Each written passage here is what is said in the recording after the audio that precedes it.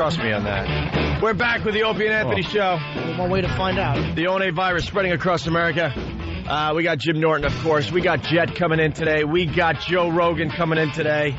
We got the eggnog drinking contest tomorrow. We got Rich Voss in studio right now.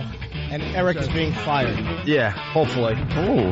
Hopefully he'll get his pink slip today. And we can be done with him. We're doing a little man-to-man size comparing, chit-chat off the air. That's what we do. Well, I have no doubt that Anthony has the biggest one in studio. And I think Jimmy and I are about equal because I've seen Jimmy so many times that it was easy to kind of compare. And we've seen cute little pictures of Rich Voss's, and you're just so out of the mix, it's not even funny. Shut up, tall child. Here's the thing is, it doesn't matter because sometimes I finish so quick, it doesn't matter what size it is. One time I was with a girl, this is no lie. She was so hot, right? I was like 22, 23, and I finally met her. She's walked past my house. I met her one day, and she. I bet Rich doesn't get through this. By the way, no. I'm just gonna wager. I think they already dumped once. I think Al. I don't know. I think Al already. What's the matter, Al? Too graphic, Al. I know what word he had a problem with. By the way. Yeah. Al. Finished.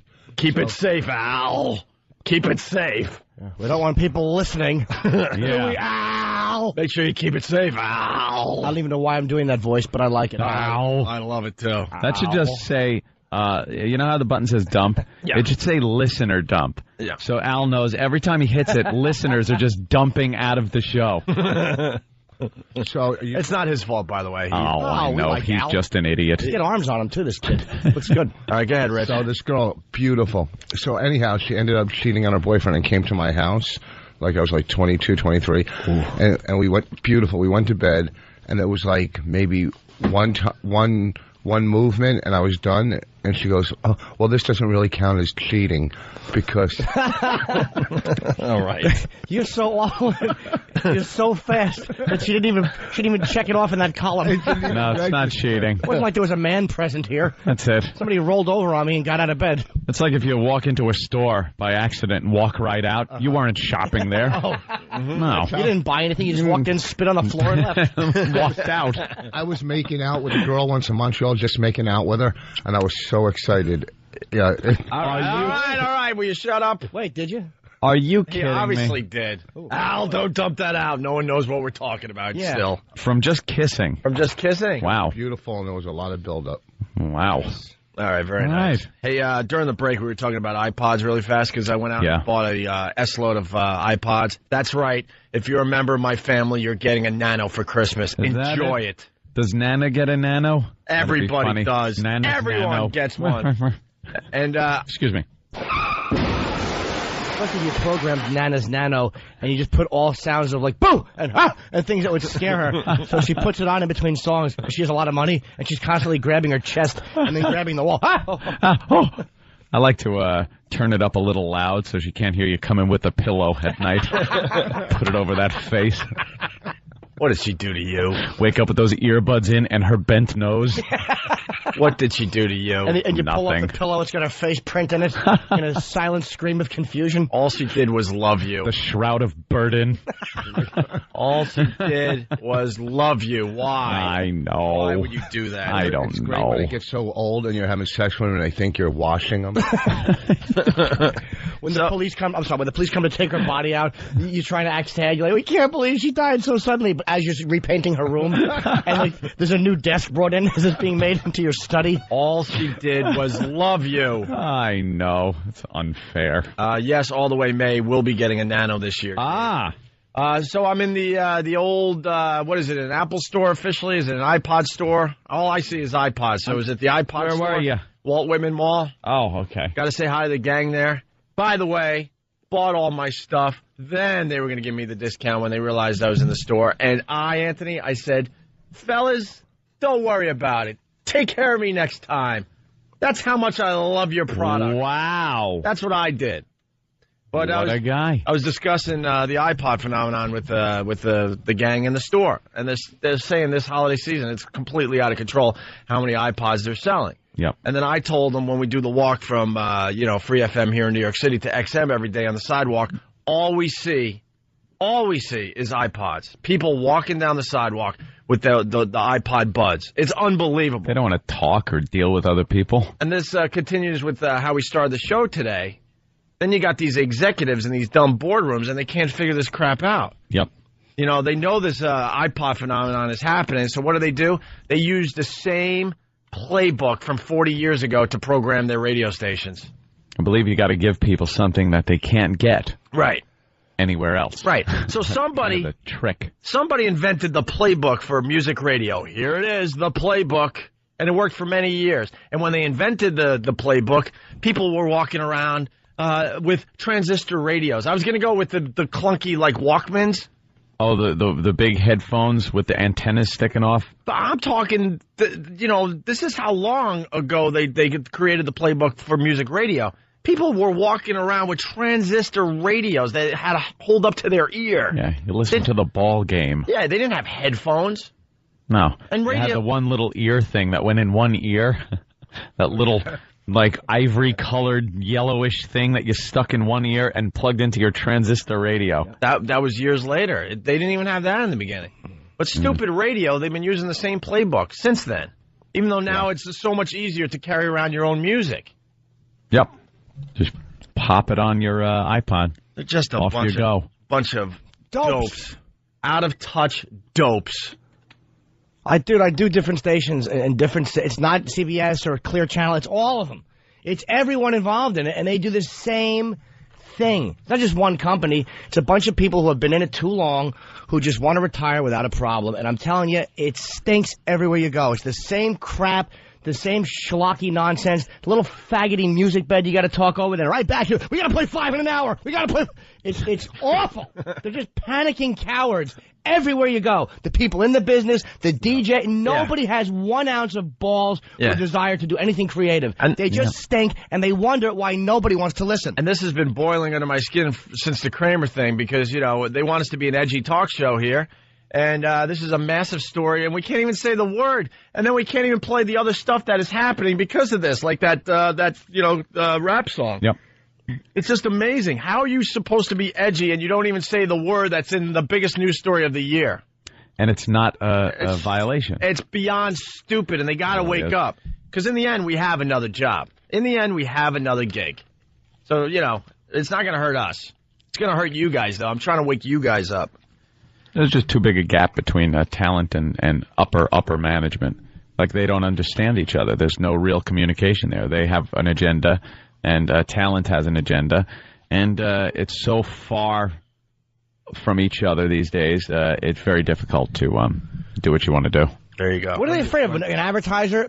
Yeah. Was going to run away because you played that? Yeah. Again, you saw what happened with the Seinfeld DVD. Any type of controversy, people don't care. People aren't that affected by some stupid boycott. No one cares. Not. No one participates in boycotts. No one. No one. Yeah, if you're just tuning in, we just said it, but the Seinfeld season 7 is outselling season 6 by 75%. And this is an 75%.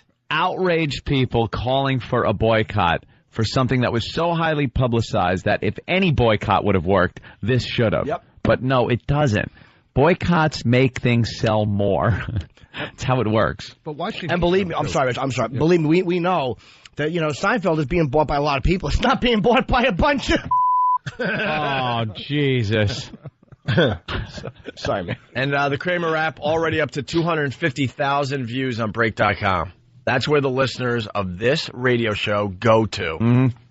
But how can you... So the suits have got to start, figuring out what the listeners are doing when they're not listening to your radio stations. They go to YouTube. They go to Break.com. We can list a ton of sites that you've never heard of. MySpace.com/Jim Norton. They're all over there. It's all the fun wow. stuff is up. There you go.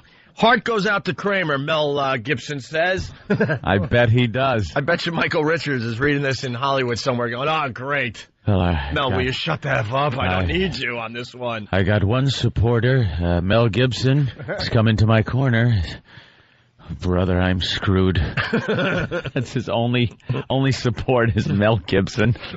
Michael Richards may still be reeling from public reaction. Hold on a minute. I'm reeling, Jerry. He's reeling. Him and Tom Metzger. This is the most publicity he's had since he was on Seinfeld. Let's say hi Even more. Let's say hi to Craig in Woodside. Craig. Hey, Craig. Guys, can we move on already? Let's go. Why don't you move on to another station? Oh, that's a good one. That's a good one, Opie. Oh, He's right, that's dude. a good one. Oh, I've tased him. That is a good one. Yeah, if you don't like it, don't listen. Bye. Michael Richards may still be reeling from public reaction to his racist rant at a comedy club, but he should know he's not alone. Mel Gibson feels his pain. I bet he does. I felt like sending Michael Richards a note. A note. I wonder what that would read. No kidding. It's like, the Jews are the problem, not the blacks. They send funny notes back to each other. I think they smell more because of, they're stinkier because of. Yeah, but who's running the media? Yeah, but who's committing all the crimes? And they elbow each other's ribs. Huddler. See you next week. I felt like sending Michael Richards a note, Gibson says, and a blah, blah, blah. I feel really bad for the guy. He was obviously in a state of stress. You don't need to be inebriated to be bent out of shape, but my heart went out to the guy. The 50-year-old actor-director told Entertainment Weekly, Richards will feel the heat for a while, but the scandal will blow over. They'll probably torture him for a while and then let him go, the Braveheart actor said. Braveheart actor. And then he ends it by saying, I like him. Yeah. I like him. I'm sure Kramer. It's a good egg. Oh, come on, man. Mel, just stay out of this then one. He sent Mussolini a note. Why does it look, the guy, it's like people are so afraid of getting like a boycott against them or something. Why can't people just apologize? They always have to talk about healing and all this crap. The healing. Shut your mouth. I have to go into therapy for this. I'm just busted up about it. Just apologize like you did and move on. Right. He said, look, leave it alone. What I said was awful. I got crazy. I wanted to hurt the guy because he was heckling me, and I went for the absolute most hurtful thing. I never should have done. If there was a human apology, I bet you Jesse Jackson and them wouldn't even call for a boycott. But his apology stunk so much that black people are watching it going, could you at least give us a reason to move on? Black people couldn't even. It was so awful, they had to call for a boycott. They usually don't call for a boycott after you apologize on Letterman and a black show. Yeah. Normally people move on. But he was so Katrina, and you guys run around and your toes look like macadamia nuts. All right, we get it. He didn't know what he was saying. No. You hear the latest on him, though? That he was accused of being anti-Semitic also. And he said that he's Jewish. And they researched his background, and neither of his parents are Jewish. He took it on. Then he said, he never converted or anything either, but he said he was mentored by people that were Jewish, so he considers himself Jewish. Oh, boy. That's it. Take on the religion that's most hated on the planet. I'm not a real Jew, but I want people to hate me like I don't know. What, you don't think Muslims are... Kidding me? In show business? Very risky to be a Jew. Shut up. I think Muslims at this day and age kind of... wrong. The number one hated group, especially in this country, are Jews on any white supremacy list. Oh, he's right. Boss is right. Wait. No, as far as white they gotta supremacy... update the list then. There's 10 white supremacists that are organized these days, and they think Jews are at the top of the list. Jews are more hated than Muslims right now in America. Yeah, America and the world. You said America, too. Yes, America and the world. I don't Not in America. There's no way. Not in America. I don't know about America. I don't know. You fell down to number two. I know, not in America. Because Muslims did not affect people in the Midwest and the South like it did on the East Coast, okay?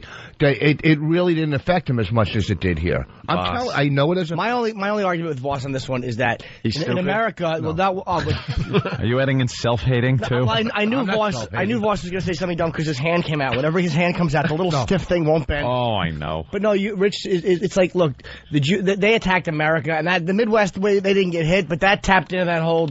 They hit Old Glory. Believe me, the Midwest felt it. I think Jews might be number two by Muslims here, but in the world, it's absolutely Jews. The whole Middle East hates Jews. Yeah. They're all Muslims. Yeah, I don't know about the world, but I think I know a little bit about America, and I would have to say the Jews are in second place at this point. It just has to be. Has to be. You'll do something. I mean, when they find out we orchestrated the whole 9/11. Yeah, well, already working on that. Stephen from Bayshore, Gibson's note said, keep up the good work. And what do you feel about them suing him? How bad that would be for comedy. If he paid money. If Kramer paid any money, how bad that would be. It wouldn't matter. Nobody else would pay. Let him pay. Who No. cares? Hey, by the way, Jamie Masada, the owner of the Laugh Factory, I forgot to tell you this. He called me yesterday, and I was unavailable because I was getting my teeth scraped. Oh, brother. Sweetie. Want to say hi to the gang at the old dentist office in Huntington. They're scraping my teeth yesterday afternoon. But I don't know what he wanted. I guess we should call him and see what's going on. It's a little Steve early. walked in like he had something. No. It's a little early in LA, Urgent but- communique. All right. Anyway, Mel Gibson has that new movie coming out December 8th, the Mayan language adventure. Can't even pronounce it. Apocalypto. Thank you, Anthony. Apocalypto. Apocalypto. You watch what numbers that movie does. What's it about? Do we know? Apocalypto? Mayan. I think it's, something about, What is he doing? the extinction of what, the Mayan people? No one cares. How about another lethal weapon, Mel? How about being Martin Riggs and hitting on Danny Glover's daughter in those films? I wanted to see her get it good. Oh, Little sexy thing with her straight white girl hair. She was very attractive. yeah. When him and Danny are on, when Danny's in the toilet and Mel's helping him, how hot was that? And how many, something I just can't get enough when he says, I'm getting too old for this. Yeah. Oh, it's just funny. Or they're both in the car together, and the car leaves the ground, and they look at each other and go, whoa! Yeah, but you missed the one, the deleted out scenes when Danny Glover said, I'm getting too old for this. And then Martin said, yeah, well, at least you're not partnered up with a... Oh.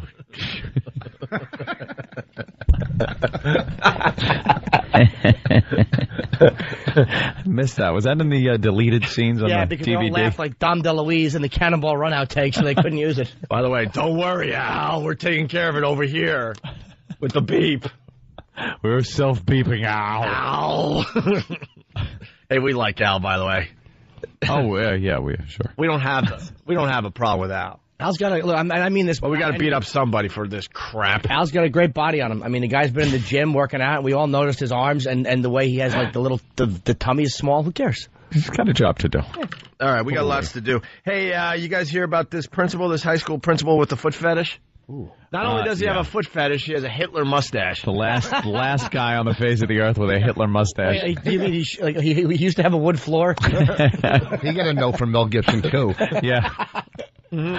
He's got a Hitler mustache. Yeah. He went for the look. Yeah. That everyone has shunned since World War II. Hitler ruined that look. That mustache would have come back. Every mustache comes back. The Fu Manchu, the goatee, the even that wacky roly fingers handlebar mustache. Only creeps wear that. Yeah, the handlebar mustache. Every time is really you creepy. see a guy with that handlebar mustache, Yeah. it's you can just tell he's a creep. Where do you buy mustache wax? There's some underage What do you touching just going on. Pull it out of your ears. right next to the kid toys and other things that get them into a van because the same people buying those objects. Yeah, there's underage touching going on. Tickle me, Elmo, mustache wax. When kids are bad in the school, they make them sit in a fake oven, the principal. Oh, Rich. Go home. Just go home. Please. Do us all a favor. But that was a Jewish joke. That wasn't that bad. Yeah. It was kind of cruel. Good. It was just 5 minutes late. We're talking about something else now, mustache wax, and you're going back to Hitler. Yeah. Rich, I forgot. Every time you're here, we set up the penalty box. Remember. Okay. Remember. We're going to send you to the penalty box. So he not only has the Hitler mustache, but he's got a foot fetish for what? Well, I don't know. Let's get into the audio. It's a couple quick clips. By the way, everyone's asking us about Danny DeVito. We don't have enough time to start that right here, but we will talk about that very soon. Yeah. Danny DeVito drunk on The View yesterday. It's just terrific. High school principal with foot fetish. This is the man that Lorraine police say has a foot fetish. Robert Holloway was dressed in a suit and tie, looking much like many other professionals. But police say Holloway has a secret life. They say Holloway's school computer was filled with hundreds of pictures of male feet.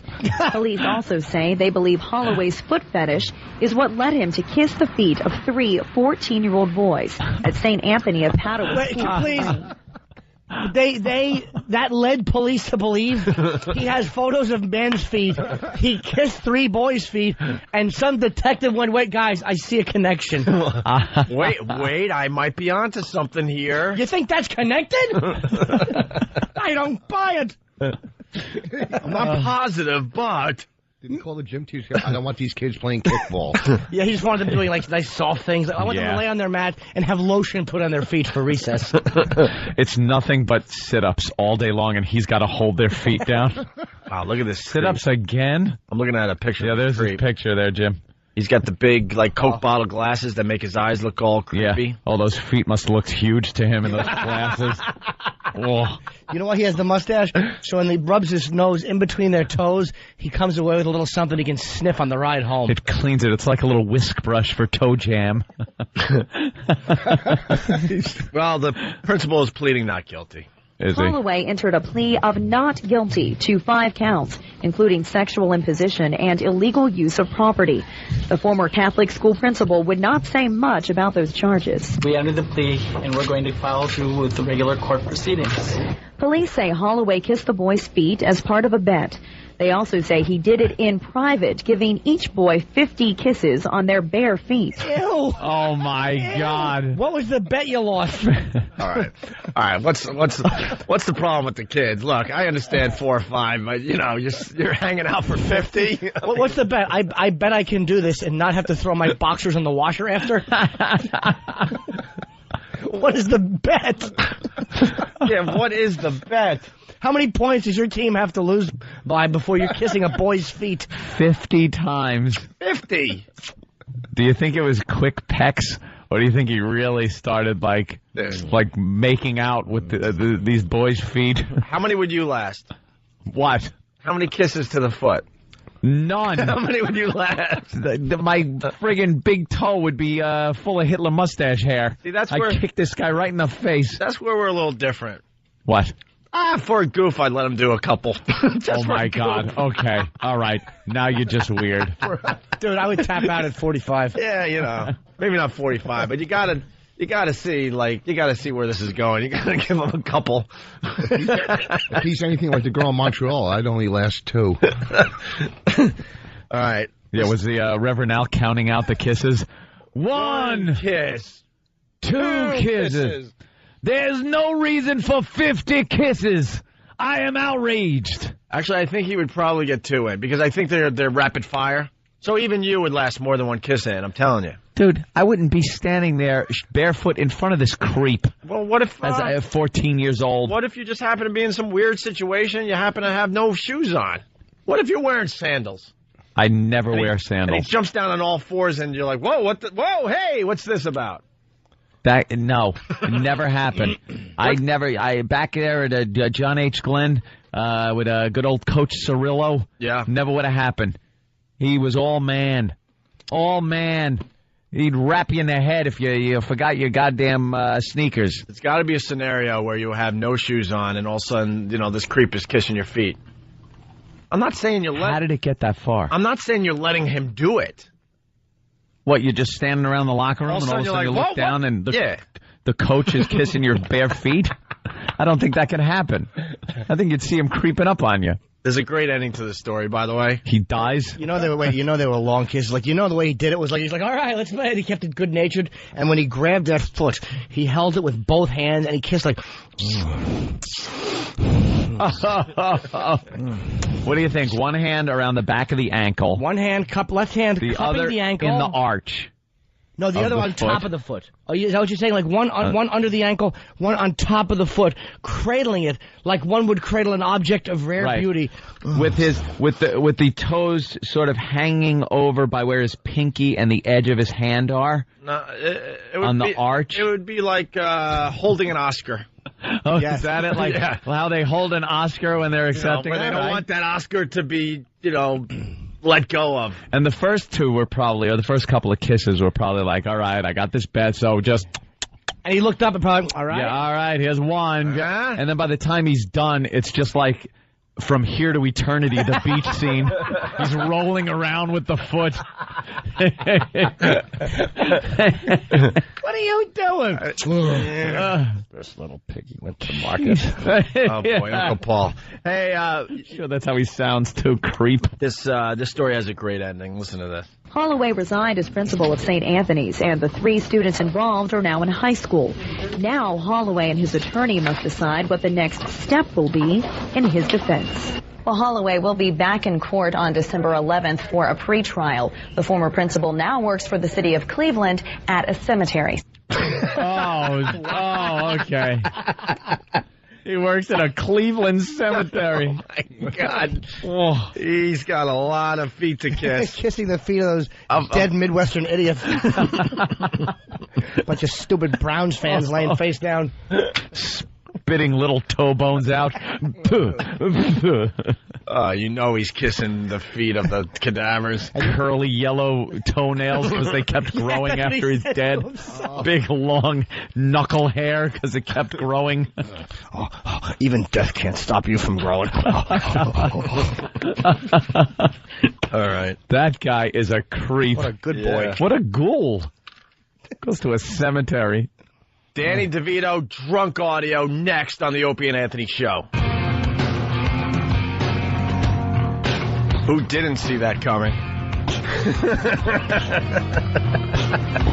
Good morning. Welcome to the Opie and Anthony Show. If you're just joining us, a very busy morning. We got Rich Voss in studio. Joe Rogan's about to join us from, of course, Fear Factor and Ultimate Fighting. Does a great job with the Ultimate Fighting thing. And just a great friend of the show. Yeah, you can bring Joe in. Sure. Where's Joe going to sit? Our phone number. Jimmy's lap. He's got to sit over there. Yeah, wherever he wants. We also have the band Jet coming in to perform in about an hour. Our phone number, 1-866-313-FREE. That's 1-866-313-FREE. A little distracted now. Hey, Joe, what's up, buddy? There he is. Oh, I know you. Oh.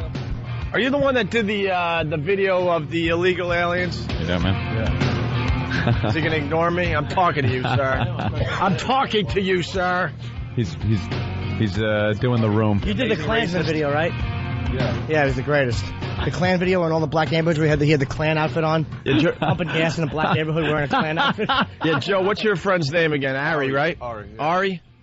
Oh, God. You remember that? Hysterical. You never saw that? You ever see the one when he picked up the immigrants? Yeah. He picks them all up. That's the one I was asking to his face. We're talking about the amazing racist, Joe's friend Ari. Yeah. I saw the where you pick up the illegal immigrants to work, the day workers. Yeah, saw that one. Great, man. These videos are all over the internet. Those videos kept him from coming on the Maxim tour. The Maxim and Bud Light wouldn't let him come on the tour with them. Oh, really? Yeah. They said it was just too offensive. Really? Yep. Congrats. Did Bud Light mention what their product causes people to do behind the wheel of a car? Nothing. Hey. It's a wonderful.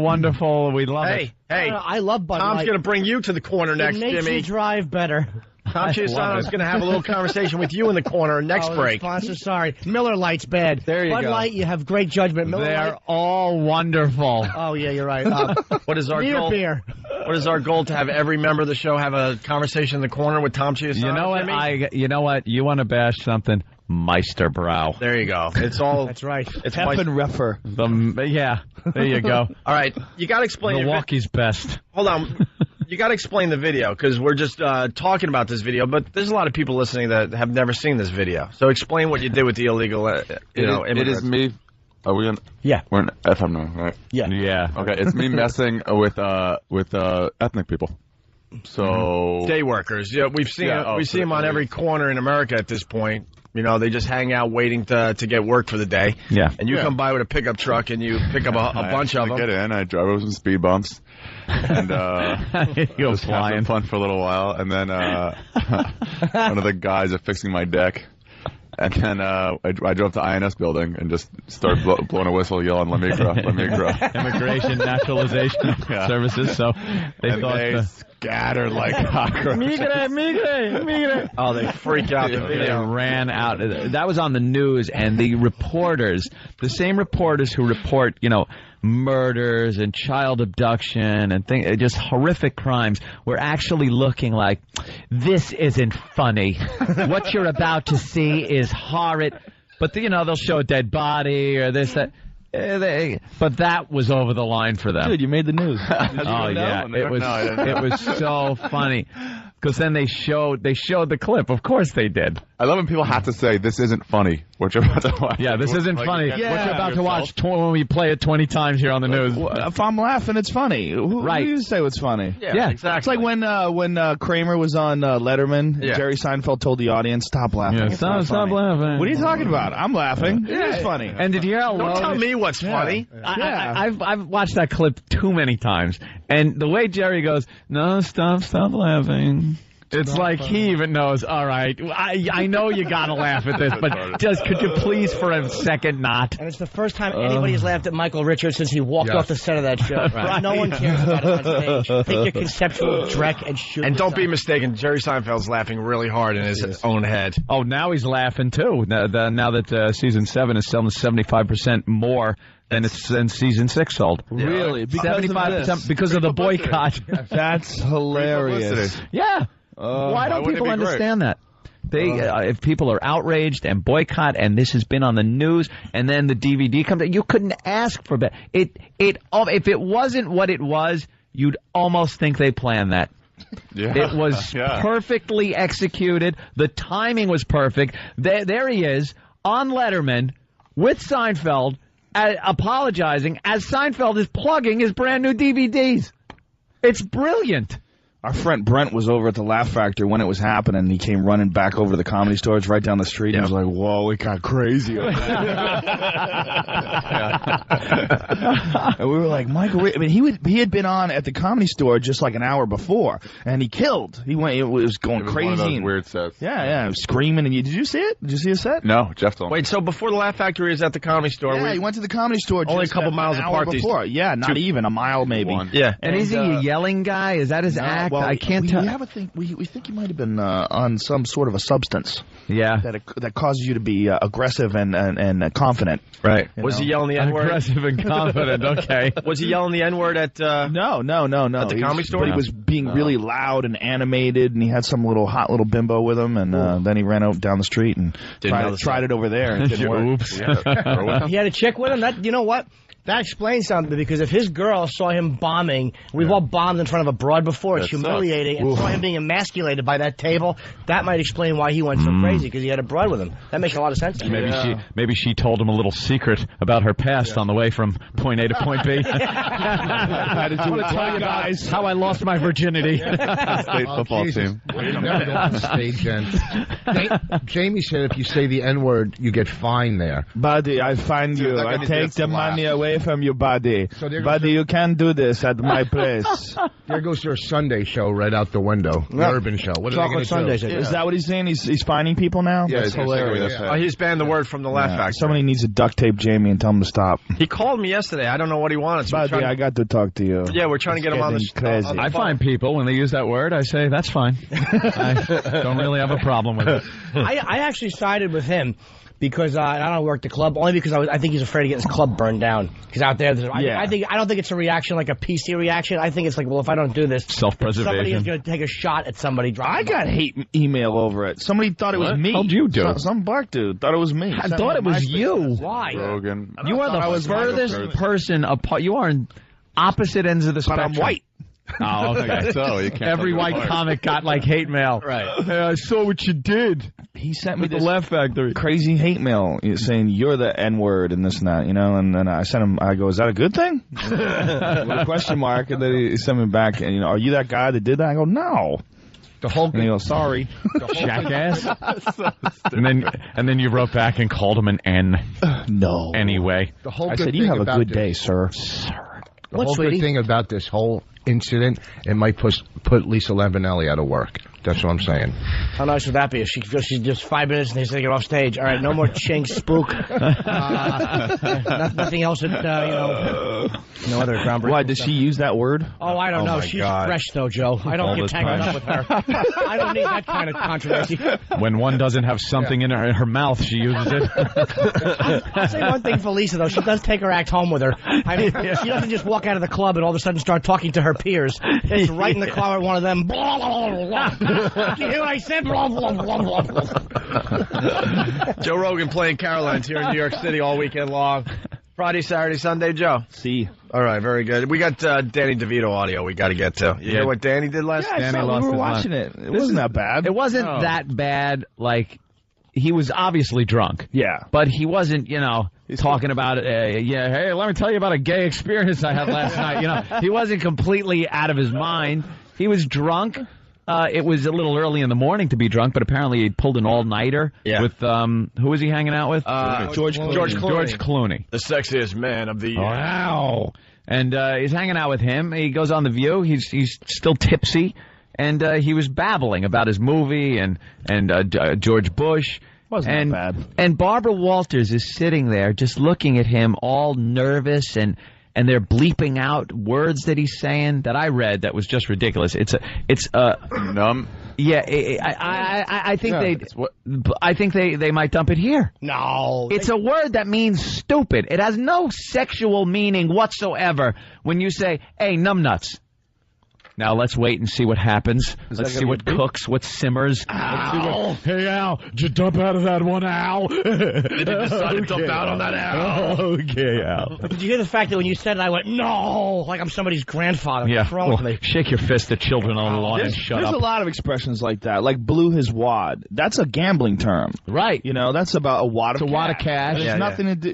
Just keep it there. Okay. All right. Yeah, it's a wad of cash. Joe knows what he's doing. Yeah. That's it. Oh, Unlike we got a thumbs up on that one. Okay. Unlike other people in the studio that have no clue. That have to over-explain things. Rich the Dump Voss. Rich. We could sit there and just artistically maneuver our way around a subject so the listener gets a picture in their head about exactly what we're talking about. We're like black ninjas. We're moving and... moving, just making sure. Now the people know what we're talking about. Everything's fine. And he'll just go, "Oh, her pussy?" and you're like, "Rich, I just spent like 15 minutes painting this picture," and he drops like the P-bomb. I know what you're talking about. I got the best Voss story ever in regards to words you're not supposed to use. We were at Dangerfields once, and this was, what was it, like 12 years ago or something like that? And we were downstairs, and he tells this joke, and I go, "Dude, tell that joke on stage, please." He goes, "Oh, I can't tell on stage." So he goes up on stage. The joke is, he goes, before she dated Mike Tyson, Robin Givens dated, what is it, Eddie Murphy? Go ahead, tell the joke. She dated Eddie Murphy, Michael Jordan. Is it me or is she an N lover? And the audience just stares at him. They just stare at him. All you hear is me over by the bar laughing my ass off. Oh. I'll never forget that. All right. That is funny. He was killing. He was killing up until that moment. They just decided to throw it in there. I don't know what Al dumped out, but basically, yeah. I think he's fine with that. We'll skate all around, and then Voss will bring it over the top and explain what we were... Voss will just blatantly throw the word out that we were trying to finesse around. Right, so everyone would stay on the same page. Never so fails. Ridiculous. Grown adults, and you have to skirt around words. How ridiculous does it seem to you guys after doing the XM show for a long time? Yeah, it's one of those an things adjustment. where it's like... Hence the conversation I just had in the corner with Tom Chiasano. I thought he was going to ask... I was just taken to a corner there, Joe. I thought he was going to ask to kiss your feet 50 times. You could have taught me a couple moves to get me out of that one. By the way, they dumped out of that word, Ant. Yes. I know they dumped out of that. I know. It's too bad because you got a huge laugh. That's why I want to re-explain it. That we skate and maneuver, and then Voss will take it over the top, blurt out the word, and wreck everything. It was a part of the female anatomy. I just blurted out that isn't a friendly word. Kitty cat, right, or a kitty cat. You can say it that way, right? Exactly. You can say. Joe. Can't you say like someone's being one? Yeah, you can say that. Cat? Yeah, you can say that. Yeah, but now really? Because of what we just did before, you can't. Now we can't. Now we can't until later when we change subjects, perhaps. This is very complicated, Joe. It is so complicated. I'd rather go eat some worms or something. It's so hilarious. Yeah, you still have to do this. 2006, and that hasn't changed. It's amazing. Yeah, that was the point I was making. But horse femur marrow or something. But I made my point too well, and hence the conversation I had to have in a corner. Was it a scolding? Nice. It didn't seem like a scolding. It was a little bit. I didn't see him wagging his finger at you. There's a little scolding. It would have been so funny. I'd said to Ant, like, if he took you over in the corner and just tried to make out with you. Totally disconnected Listen, from you want to keep your job, right? You want to keep your job? Come here. He's leaning in the whisper and Put your kinda tongue out a kisses little your bit. neck. I'm just going to touch A tongue. nuzzle. What are you doing? Grabs you around the waist and the back of your head. We started the show by showing some passion for what we do. Why do they always pick me out, man? You were agreeing with what what I was saying.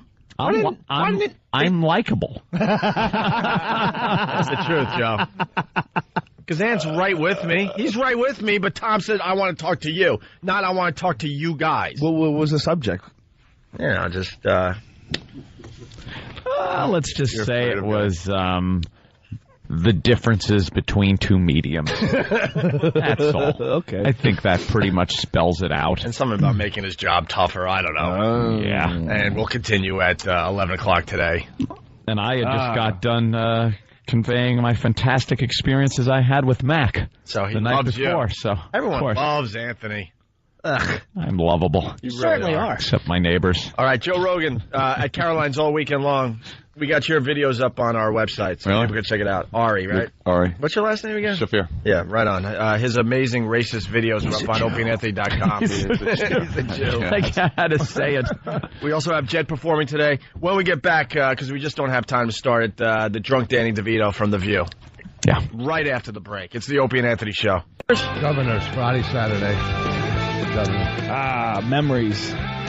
Which I've been governor? to that place in forever. There's only one now, I think. Oh, okay. The number's Yeah. 516-731-3358. They closed it. This is in Levittown. The one that was in the Montauk Lighthouse. I guess they closed that one down. Jesus Christ. Could you put one out further out east? Is that what the deal was? Jesus. You had to take a You could see the lights of England when you left the club. Enough. You could drive out to Medford, Long Island. And we got Joe Rogan in studio with his friend Ari, who's the amazing racist. What's going on, guys? His videos are Hey. pretty impressive. They're up on opieandanthony.com. He's a very Check it funny out. comedian, too. He's you doing opening the for game me with in Joe? Carolina. Yeah. Yeah. Obviously, he's got a good sense of humor. Jesus. That whole thing, Jimmy was telling me, you did one where you were pumping gas in a Klan uniform Yeah, I had a clown outfit on because I had to. in a black neighborhood. Yeah. The idea was that I ran out of money. Didn't Yeah. someone attack you that time? Of course, somebody Oh, attacked people. him. What happened? Homeless guy threw a bottle at us and broke the windshield because I asked him where the chicken places were. Ass. He's like an 80-year-old homeless guy. Hey, boy. Oh, my It was just God. wrong. Hey, boy. Yeah, where the chicken places? And he goes, oh, KKK? And then he looked like he remembered. That was the problem. Yeah, And he, I think something one of had- his bottles. It's a little too real for the guy. Wow. What'd you do at a mosque? Didn't you do something at a mosque? Yeah, I went in there and tried to sell him stuff. I had my yarmulke on and tried to sell them like goods and services. I tried to sell them like Bic razors for their wives' beards and shaving cream, stuff like that. Didn't you ask a chick something? Would you ask her if she had a bomb under her skirt or something like that? Yeah. I tried lifting it up. I was like, what are you hiding under here? I think that's one of my favorite lines, actually. Like, nah, do what you want. I don't care. And with a yarmulke, you can't look any more Jewish. No, I'm the Jewiest guy I know. Looking-wise. You're like to the second power. Yeah. The ones with the curls go, he's a Jew. All right, let's get to I know you, you murderer. let's get to the Danny DeVito stuff. So we're saying it's not that big of a deal. All the morning shows here in New York, Good Morning America, Today's Show. Well, they're all picking up on it just for the Picking fact up. that he was drunk on The View, and for some reason, that's an outrageous thing for Danny DeVito to do. Rosie was handling it well, Rosie was having fun with it. Yeah. Barbara was sitting there like an old frump, just worrying and cutting him off and, just worrying about her show. That's the kind of stuff that gets, look, it's all over into the shows. That's what you want. How do you think Barbara got to the top, by the way? Because she's just awful. I don't get it. She was a serious. Remember that girl that got fired from that show? Was her name Melissa? The blonde? Yeah, the cute one. Yeah. She came on Fear Factor once. She was working for TV Guide, and she was telling Right. horrible stories about working on that show. Really? It's horrible. She said Barbara Walters was an awful person, gave her a curfew and yelled at her. Curfew? You were out late. It makes us look bad. And she had a curfew. She had to come home at a certain time. Oh, She said Star Jones smelled like garbage, too. Like garbage. She said like dirty garbage. At that point, she was probably rummaging through dumpsters, eating anything she could. I did The View 3 times. You did? Did you really? Yeah, 3 times. What'd you do on The View? 2 times I did Joy's Comedy Corner. And, you know, they interview comics. You do your acting. Right. And then one time I went on as a celebrity judge because they couldn't get anybody and got to the V's. You know, they wanted me to like trash. They wanted me to be like a Simon Cowell or something. Oh, you know, God. And I was being nice, and they got mad because, you know, you can't trash a little kid. Right. Yes, you can. Sure you can. Huh? Of course you can. If he's a jerk. Isn't it funny how one person has a successful thing? Like, oh, he picks on people, so then everybody wants to do that thing. Has to do it. It's do the called Simon Hollywood. thing. Yeah. Every one of the American Idol type shows has to have the guy with the English accent that berates people. Smarmy. Crazy. Come on, all right, it works with him. It kind of comes off as, you know, that's the type of guy he is. Yeah. Looks so phony on all the other shows. Whenever there's a copycat, it's never quite as good. Yeah, as never the original good. thing they're trying to. And have you noticed? Xerox of a Xerox. Have you noticed that Rosie has taken over The View? Yeah. I know this is the hen moment on the Opie and Anthony show. Like a bunch of fat wash women. We talk about Rosie and Barbara, but stupid Barbara is just an irrelevant old bag, and it's nice to see big dykey Rosie knocking her teeth in. It's nice to see it. Yeah, I kinda Rosie's like a it. comic, and Joy's a comic. They're the only interesting ones on. It's going to be her TV show eventually. Good, it They'll should be. rename it and everything. All right, Danny DeVito on The View yesterday. Danny has been out partying all night with, tell them, I'm so jealous. George. Clooney. Judge. Honey. How gross is that? Say Clooney, stupid. Yeah. Yeah. Say the full name. Well, what are you he's doing? bombed. Yeah. He's George. bombed. Dude, that's a gross thing, though, that celebrities George. do. Yeah. They only say the first name. Or John Black guys Carson. love doing it. You know, I was hanging out with Eddie. Yeah. Would it be Murphy? You know, it No, was Griffin. the worst was, and I remember this from watching the Carson, the Tonight Show, when someone would say, yeah, well, it was me and let me tell you a story about me and Chuck Heston. Chuck Heston. The nickname. Could you stop with the Chuck Heston? We get it. You know him a little better than we do. Oh, We get it. yeah, a little better. Gross. Right. You're talking to millions of people. Say the whole name. Well, Danny, obviously you could hear it in his voice. As my dad would say, he was 3 sheets to the wind. Oh, well. That's what Dad would say. He was hanging out with Clooney. You know he was just slamming him back going, oh, God, I'm a disaster compared to this guy. Again, I'm the other guy. When did Clooney I'm start a genetic partying with freak. Get Danny me another DeVito? shot. Danny DeVito. I just picture the shots, they're doing the shot scene from Dusk Till Dawn. Right. With DeVito sitting there, tipping the tequila upside down. I bet Danny DeVito would be really fun to hang out with. We tried getting him in here, but he didn't. We had him on the phone once. He was great. We wanted him in here so badly because We'll let him drink. He was even drunk. He's charismatic on that show. He's not Yeah. a jerk at all. All right, let's listen to the rest of this clip here. No, I knew it was the last 7 limoncellos that was going to get me. Yes, exactly. Have you been to sleep yet? Not really. Don't do it now. I'm not going to do it. I'm going to wait a while. Wait a and couple of then- minutes. everybody's having fun and laughing, and that rotten old sucked-in face bag of meat is probably just sitting there wishing she was on She was. 2020 again. She was sitting there looking at him like, how dare you come to my show in this condition? How dare you? Just, you know, it's supposed to be kind of an edgy show for Is it? for housewives, sure. Edgy. It's a lot different than 2020 or any of those other crappy shows, right? But she doesn't Wouldn't understand. use edgy, though. It's edgy for housewives. Edgy as a tapered tampon. Not much of an edge. Think that's going to get beeped? Who knows? Ow. What'd you think of that one, Al? Was that okay? Was that FCC friendly? Ow. Something about tapered, just Yeah. That's thinking way harsher than some of the other insertion words. Yeah, it's just tapered. All right, here's more drunk Danny DeVito. We've all seen him in that little waste paper basket next to the toilet. They're not tapered when they're done, are they? Fat red beach balls. Ew, it's blood. He's talking about, There you go. ew, beep it. Yeah, well, he did now, Joe. Thanks. You just did a boss on us. Really? Yeah. Yeah. You can't It's say impossible to. a body fluid, but I could say I have a bloody nose. Yeah, of course. But now that you said that, that's dumb too. A Because bloody nose? yeah, stop. stop. No, you can say No, you come can say on. that. I know how he works, though. Yeah, but you can say that. Now saying that brings us back to what? No, but we're trying that's to get away so with. that's so innocent. This is making my that's blood boil. fine. You know what? So was the other thing because there was no placement mentioned, nothing mentioned. Yeah, I think it all went everything's through. fine. It's good. All right, let's. I think we're good here. Yeah. Let's get back to drunk Danny DeVito on The View. I would ask about your house. No, my White House. Wedding anniversary. Yeah, I do, but let me get the White House was the White House was like great. You get the Lincoln bedroom. Yeah. It's the Lincoln. Yes. You slept there? Slept With in Rhea? the Lincoln bedroom with Rhea. No way. Yes, we got there. We went in and we made it our business. Good. This is gross. To really wreck the joint. Yeah. I mean, every place in that bedroom was Utilized. utilized. There you go, Danny. Utilized. That's the word. What? No, That's a lie. That's a You hell of a know, He's visual. not banging her anymore. That's a No lie. way. No way. I bet they did it once. You think so? Yeah. In the Lincoln bedroom? Yeah. You would. But not You would every have place to. in there. Really? Yeah, No I think way you'd he have gets to. it. Just to say you did. Yeah. But I don't know. Who I knew would that think Rhea, I'd be filmed. Who knew that Rhea was a 3-candle girl? But now, how come people aren't going to jump on him, or are they, about disrespecting the White House Well, his wife. like that? Yeah, well, that's true. That's okay. for God. Well, a lot Yeah, of but the people are- Lincoln having sex for bedroom. A lot of people are mad at Lincoln for that decision. I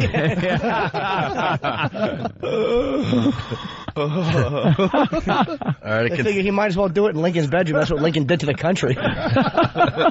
Oh, my goodness. And Ari's the amazing racer. Yeah, there you go. So far, not that bad, though, right? No, you could hear him slurring. You Yeah. definitely hear him slurring, but He's just having a good time. yeah. It's more interesting than the usual dumb celebrity interview. I think their idea of drunk is A lot different than ours. He looked like he was 2 hours sober too. Like he hadn't had anything for a couple hours, and he was coming up. No, now Steve-O on what was it, Corolla? Yeah. Corolla show. Oh, yeah. Now that was drunk and drugged out or whatever it was. That was. I might have the clip. I'll strangle you. I'm gonna like he's threatening his life in one breath and then saying how much he loves him in another, and he meant it. Like that's how gone he was. Yeah. Could you see like that type of drunk on The View? How great would it have been to get the Mel Gibson tape? How awesome would that have been? Him getting arrested with all the slurs. It's somewhere. Screaming at the Jews. It's somewhere. That must have been so good. It's somewhere. Someone's got it. It's got to get on YouTube. He will pay. He will pay $1 million or more to get that destroyed. Hey. More than $1 million, man. Even More. even Lucas couldn't get rid of the Christmas special, the Star Wars Christmas special. Yeah, he that's tried. Hey, Still out there. here's the Steve-O clip, Ant. I'm about to strangle you out of your own consciousness. Wow. That's drunk. Now that's hammered. Danny DeVito just had, Couple of drinks. drinks. This is The night I'm before. about to strangle you out of your own consciousness. That sounds like Tippy Tom. Steve-O is the real deal, man. Absolutely. Doesn't he have all of Angelina Jolie's tattoos? Like when she gets one, he gets the same tattoo. Does he really? Yes. Steve-O's a funny guy. He's a weird guy. Oh, he is. That was the funniest thing I've ever heard. He got Billy Bob tattooed on his arm, the whole deal. The Thai Buddha stuff on his back. One of the best was when they were off-roading and he was getting the tattoo of a happy face on his arm, and it just came out like a blob because they were going over whoop-de-doos and bumps in a four-wheel drive vehicle as he was getting the tattoo. Yeah, with Henry Rollins driving. Yeah, Henry Rollins was driving. It was just a wreck on his arm. All right, more Danny DeVito audio. So far, who cares? He is. His two daughters see that he cannot see. His house is the only one on the block. Okay, Here he is describing his new movie. Because now, Barbara, here's what happened. He really started bashing Bush and talking about having sex in the White House. And I think Barbara saw that was going to be controversial. Like, people are going to go, hey, this guy's disrespecting the White House or whatever. Barbara immediately changed gears and goes, why don't we talk about your movie? Like, chops him off, talk about your movie. So he starts talking about the movie and just... I think he started at the credits and wanted to end at the end credits and talk about the entire movie. He didn't shut up. Just babbling like me right now.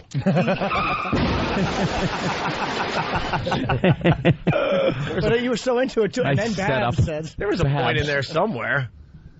Yeah, try to find it. His two daughters see that he cannot see. His house is the only one on the block he can't see from space. Yeah. You know how you can look at the thing? Google Earth. Yeah, That's you right. look at it. Yeah. And he sees the neighbor's house. Matthew Broderick. Yeah. It's all like really nice and white and this and that. My house looks like it's like, you know, ugly. Yeah. So I get an idea to put, and it's Christmas time, you know, holiday season. I get the idea to put the lights on, and I put every available light from the town, from the next town, from the next town. I find horses. I put them in front of the house. The whole movie. Because everybody Yeah, I want to see it. Yeah. He's giving away the big secret. Yeah. You mean the crazy Christmas movie where the neighbors fight and the lights go on? Ooh, sounds good. Don't tell the whole movie. You're giving away the secret. I bet at the end they get together and everything's fine. It's true. I bet it works out well. Yeah, they realize the spirit of Christmas is what it's all about, and Either that or maybe Santa's arrested in a crib doing something he shouldn't be doing. When was the last time a movie threw you a real curveball? Sixth Sense. No, I think it was that boxing movie with the chick. Oh yeah, Definitely. Yeah. Yeah, I mean, who knew it was a comedy? you know what? That threw me a curve. The Departed kind of. That was kind of a curveball. Yeah. I'm not going to blow it, but the end was kind of a curveball. Yeah. Yeah. Where they all stand around the cracker and Nicholson wins. Yeah. Cracker. I would have You're old school. What, Rich Voss? That golf movie, the greatest game ever played. I never really thought the amateur would win.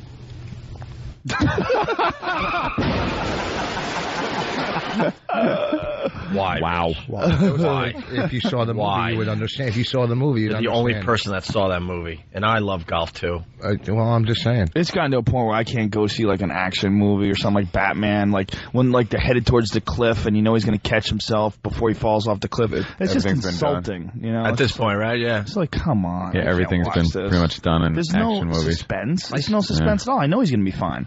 I'm not even worried a little. I had an argument with Bonnie. We went and saw James Bond. I go, it's not enough action in this movie. And she said it was. It was an action movie, but it wasn't real good action to me. Did you see it? Did you? I have not seen the Bond movie. You guys argued over James Bond? It's over, dude. It's done. That's all they're doing now is nagging and ragging You're like each other. Pam Anderson and Kid Rock. It's over, yeah. You just find stuff to be hateful for. About little things. It's Pam Anderson and dumb as a rock. That's what you guys talk about now?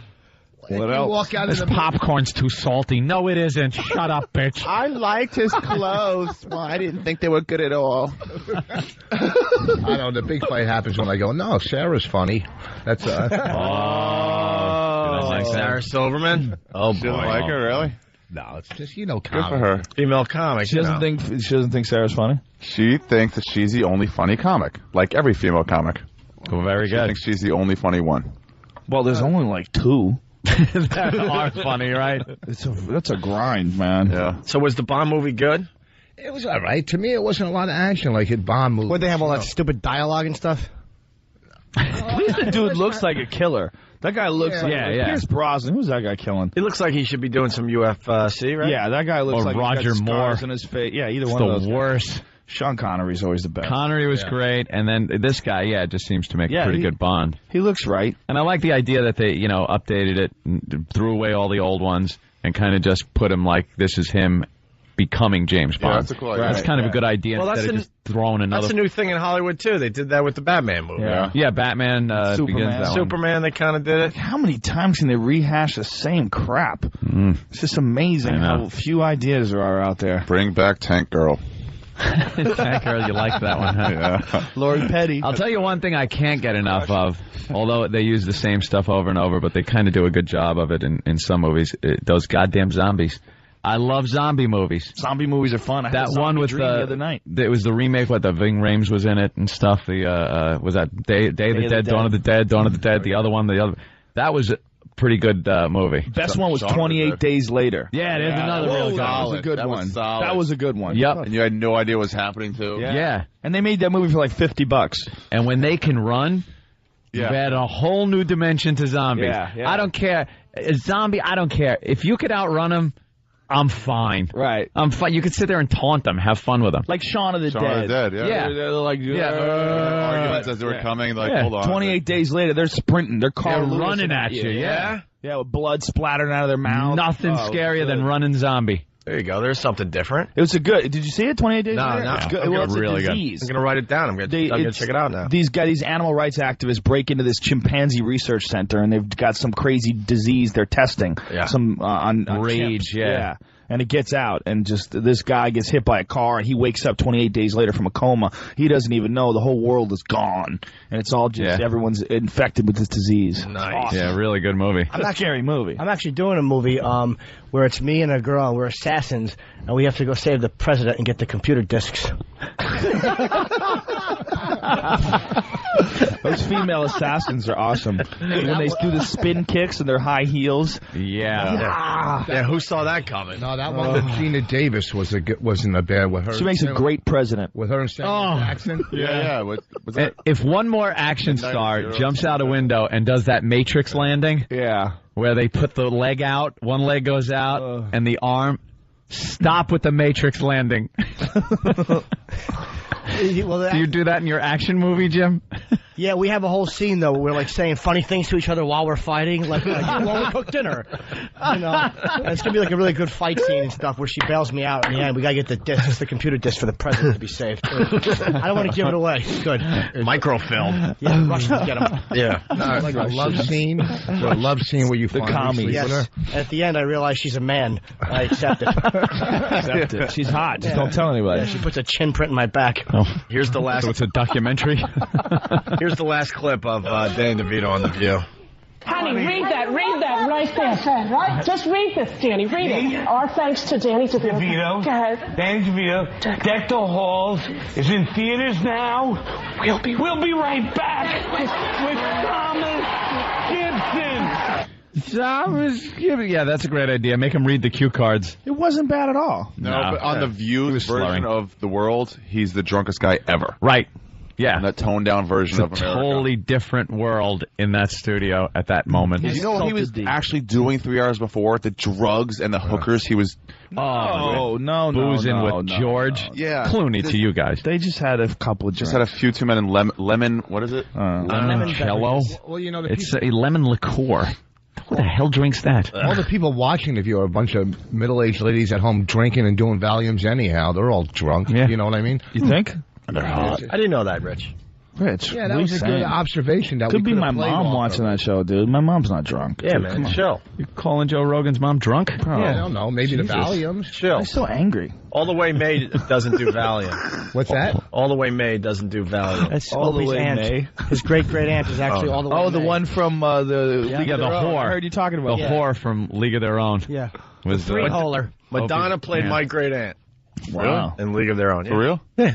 And Madonna wasn't able to whore it up as much as the real one did. All right. She's a nun now in her 90s, and all we do is talk about All the Way May and how she got that name. Probably why the boys were off fighting the war and the Negro League popped in. And they taught All the Way May a lesson. Negro League. Every one of them wound up getting the pink glove. Well, Good old All the Way May. looks like I'm staying home this Christmas. No. Not going to the relative's Not house gonna, this year because I have to hear it from some of the people in my family, the family that don't like the radio show. Why does the clubhouse smell like blood and copper? All right. It smells like pennies in here. All the Way May was on the bench. I found a picture of All the Way May. I'll bring it in tomorrow. Oh, from the old days? From the Post. When she was a goer? From the Post. Yeah, I think they do have a picture of her as a goer.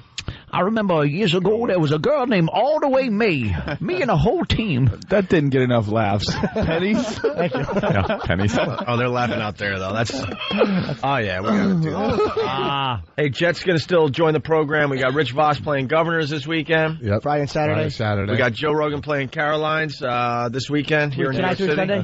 Friday, Saturday, Sunday. Oh, Friday, Saturday, Sunday. And Ari, the amazing racist, will be warming up for Joe Rogan, right? Holla. And a funny comic. Nice. All right. And Steve will be standing there in an effeminate manner. All right. Leaning against the wall. Yeah. You're not going to believe what this leukemia kid is doing. Is that a tease? You're dying. This is a terrific. Oh, Jimmy. Yes. Good guess, but He has come up with a way to raise some money. all right. Oh. It's the Opie and Anthony show. That's right, it's the Opie and Anthony show. Very, very busy morning today. Rich Voss in studio, Joe Rogan in studio, the amazing racist in studio. And I'm looking at Jed right behind you, Anthony. Yep. I love Jed. How are you guys? Good. They're men of their word, by the way. Or Yeah. men of their words. Because you guys were supposed to come in over the summer. Yes. We thought we were getting the big blow off. Is the mic on for him? I got sick. I got laryngitis. Yeah, well, we've heard, Ant and I have been doing radio and Jimmy for a very long time, and no offense to you guys, we've heard those excuses from bands and stuff, so we're like, oh, God, here comes the big blow-off. The lead singer's sick. And Steve's like, no, he really is sick. He's got a real problem, and they're promising they're going to come back, and here you are, so bravo. What was the problem? Man of our words. Men of our words. What was the problem, though? You had a throat thing going on? I had laryngitis, and then it developed into throat nodules, which we ended up having to cancel about 3 weeks of. Ow. How does one get throat nodules? It's like calluses. You get a callus on your vocal cords. Jimmy? From overwork. Wait, now, do you get rid of them? There's a couple ways to get rid of them. One is you can have them surgically removed or lasered, and one is you could just, not talk for 6 months and they go away, right? Isn't that a way to do it, too? I caught them early on, and I just had to, not talk for a few days, and I had to steam my voice every day, like a few hours a day. Yeah, your singing style definitely is like rough on the throat, right? Yeah, it's just annoying, you know? Yeah. You gotta stop smoking and stop drinking and stop eating spicy foods and pretty much everything that all the joys of life. It was all the fun stuff. Because because it's just kind of it all happened at the very beginning of the second album, kind of like the tour and everything. So that was a big pain in the Yeah, the timing was bad for you guys. So long. You guys had that massive debut, and then the second CD is called Shine On, right? Yeah. Yeah, right on. And you guys, you want to play the single from Shine On, or? We're gonna do 3 songs. Is that right? All right. What do you want to do first? We're gonna kick it off with the oldie but a goldie. How you bring my girl? Oh yeah. Now? Yeah, we go now. Yeah, we segue into the music very easily here, like a freight train. Awkward silence, start. Whenever you're ready. Yeah. You're gonna be my girl. Damn. Nothing wrong with the voice there, sir. And it's early too, right? It's early for you guys. It is pretty early. Yeah, it's rough to sing early, right? Man. How are you guys on the road with the girls? I mean, you guys, I'm all looking at you're all young, handsome fellas. I mean, you got to be just animals on the road. Handsome I'm fellas. serious. We had Wayne Newton, and we figured he's not doing it anymore. But we get uglier as that goes on. Huh? Doesn't matter though when you're rock stars, man. That's the beauty of being rock stars. It's true. A wise man once likened being in a band to it's like the male equivalent of having massive breasts. That kind of works. Plus the accent, the girls just. Oh. It's better than that because you can just have massive breasts and be a fat chick, and that's no good. It's way better than just having big breasts. Right on. Yeah, you ever lift a fat girl's breast? It smells like lamb underneath.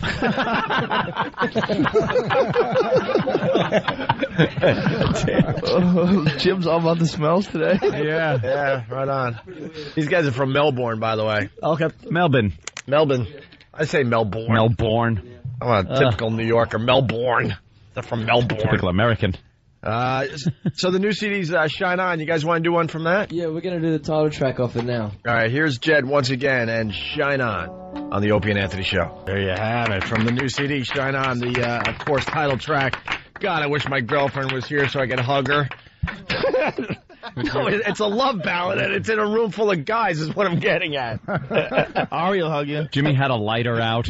Yeah, we all had our lighters out. Really good, man. We're looking around the room. Good. Well, who can we hug? Why don't we have a group hug? You need a hole. You guys need a hole. Just so yeah. See, that's what a hole is good for the show. Jed, bunch of guys. That was unbelievable. Tour dates, your Starland Ballroom tonight in Jersey? That's right. And then the Chance in Poughkeepsie tomorrow. Well, that would be a couple days from now. So I guess Saturday night. And how do people get tour dates? Guess, Go to the website. Yeah. Just go to the website. It's all there. MySpace. What's the website? JetTheBand.com. Oh boy, you couldn't get jet.com, huh? When you guys started, did you ever dream that Poughkeepsie was possible? I don't even think New York was possible, man. So Poughkeepsie is it's kind of a cool place. I mean, like, isn't that where those innocent fellas got shot? probably. Is that Poughkeepsie? Could have happened there. Fellas got shot. No, Nuremberg. By the police. No, the police. Right. Just like. Oh, that's Queens. That's Queens. Oh, yeah. Queens. Oh, Poughkeepsie, Queens. Queens is civilization. Yeah, Poughkeepsie's a little bit far up. I mean, I've done gigs there before. It's all right. It's not a great city, but you know, if you're doing a gig, fine. Yeah. You guys got one more in you? Yes, we do. All right. Once again, it's Jet. The new CD is Shine On. What are you guys going to do now? This is called Skin and Bones. Skin and Bones. New CD is Shine On. Very good, guys. Awesome. Thanks for coming on the Opie and Anthony show. Really great, man. Here's a corny, awful question. Biggest influence? Yeah. So many. I mean, one single, I reckon. The Wiggles, I would guess. Yeah. The Wiggle. Grey Wiggle. Grey Wiggle. Got some Wiggle fans? I think the Beatles have to honestly be like. Yeah, we hear a little Beatles in there, certainly. Yeah. Go back to because you just can't deny how brilliant they were. I think every single band's influenced by the Beatles, either directly or indirectly. You know, whether or not they're aware of it, they are. You know, even I was MSNBC recently. Whoever wrote that article should really have his feet cut off. See, yeah, Pantera, no Beatles influence whatsoever. It said that Sabbath should not be in the Rock and Roll Hall of Fame. I had to throw that out there. So whoever you are for MSNBC, I hope you die. All right, we got to take a break. We want to thank Jet for stopping by. It's did a great job. Jetband.com. Jettheband.com for tour dates, okay? All right, right on. We'll continue with Joe Rogan and Rich Voss. It's the Opie and Anthony Show. Cool. Back with the Opie and Anthony Show. Hey, just a reminder, it's time for MacBook karaoke, Anthony. Ooh. We're encouraging the people to go to www.923freefm.com for all the details. You could win the new MacBook, sleek and sexy, and it has everything you need to explore all your creative possibilities. Head to the Apple Store or apple.com to check it out. MacBook karaoke. I got one. I got one of those. You got a MacBook? Very nice. Can't get on Pal Talk, though. I got to tell you. Let's use Boot Camp. Hold on, let me go. Boot camp. Let me go to Fuzzy in Connecticut. Fuzzy, what's up? Yo, what's up, boys? Hey. Welcome aboard. All right, Snuggles. Did you guys finally get your F together with that board over there? Or is Jet just that good? Because that sounded phenomenal. It did sound good. That's what happens when you have such a screw-up with the last band that came in that we made sure that the equipment was here the night before. Everything was pre-checked, like what we like to call a real radio show.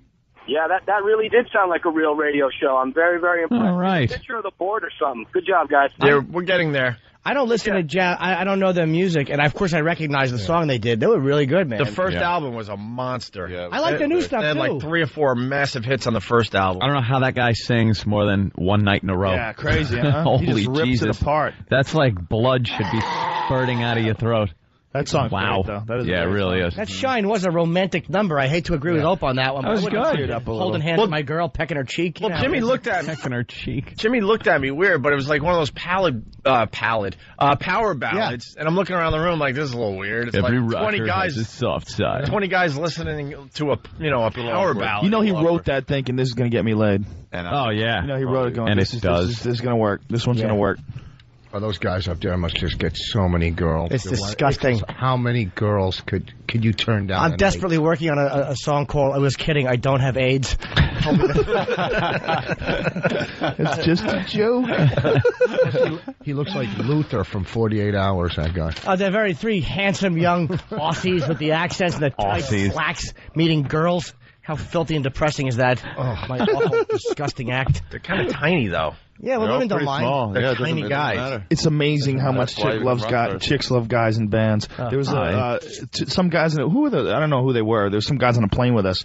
They had tattoos in their neck. They were obviously rock guys, lip rings and stuff. And this one girl would nonstop hitting on them. Just the whole time, the whole flight, she just turned around in her seat, just yapping at them. And she was cute, man. Guys in bands. What band was it? You know? No idea. No. See, That's what was happening in first class. And coach, I sat down next to a guy with cottage cheese. But they made a very bad analogy. They said being in a band is like being a girl with big breasts. No, being in a band is like being a guy with a gun. The world is your oyster. They are walking roofies. Yeah. Zip it and they will come. Hey, we got a great story to get to here. Listen to this one. A boy from Florida with cancer is very much That wasn't the funny part, Jimmy. Jimmy! Cancer's not funny. A boy from Florida with cancer is very much using. Jimmy. What? No. A boy from Florida. My health doesn't allow it. I see where this is going. I actually, I'm going to probably feel guilty soon because I'm going to hear how old he is first. Yeah.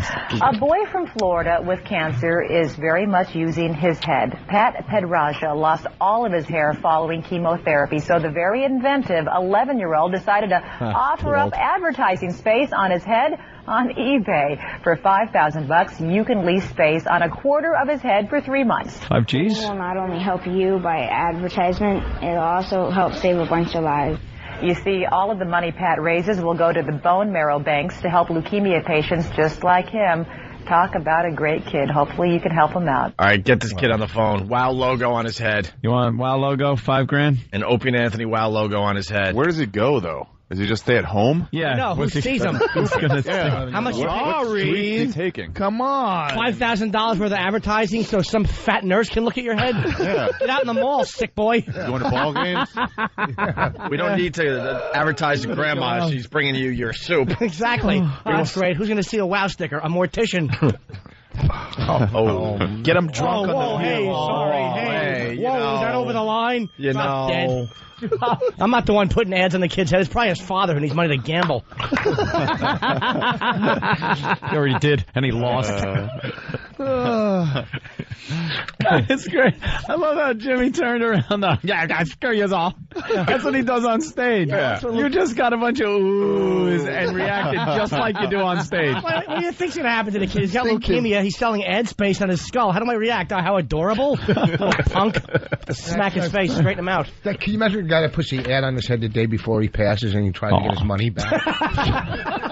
You know, I was supposed to get a 3-month run on this. Contractually, there has to be a stipulation. Look, if he falls down before February 8th, I get half my money back. I bet he could get more money if he had some sort of a contest. See if you can come up with more money to keep them from putting advertisements on his head. My poor son, we're going to have to write on his head. Yeah, look, we got to write on this poor kid's head because we're poor. Yeah, we need money for him. He's sick. $10,000 can keep his head clean. Usually if people just go on the news like this, they get money. Yeah. Like, I was a sucker for that goddamn stupid little pudding-head girl that got her wheelchair stolen. Oh, that's right. You donated. Remember that one? I felt so bad. I went home and I found out the address to send money to, and I sent money. What was the story again? Oh, little pudding-head girl. She was in a wheelchair. You know, she was wheelchair-bound. I think she had a brain tumor. That's what it was. She had a special van that was stolen? Yeah, a special van, and the wheelchair was in it, and everything got stolen. So why didn't you buy her the van? And they needed money. How do you know I didn't? Did you? I cut him a nice check. Put it that way. Oh, that's great. And let me tell you something. I never heard word one back. Really? They didn't even thank you? I got nothing back. Not only did I not send anything, but I wrote a letter that said, ha ha. That's what you get. Show off.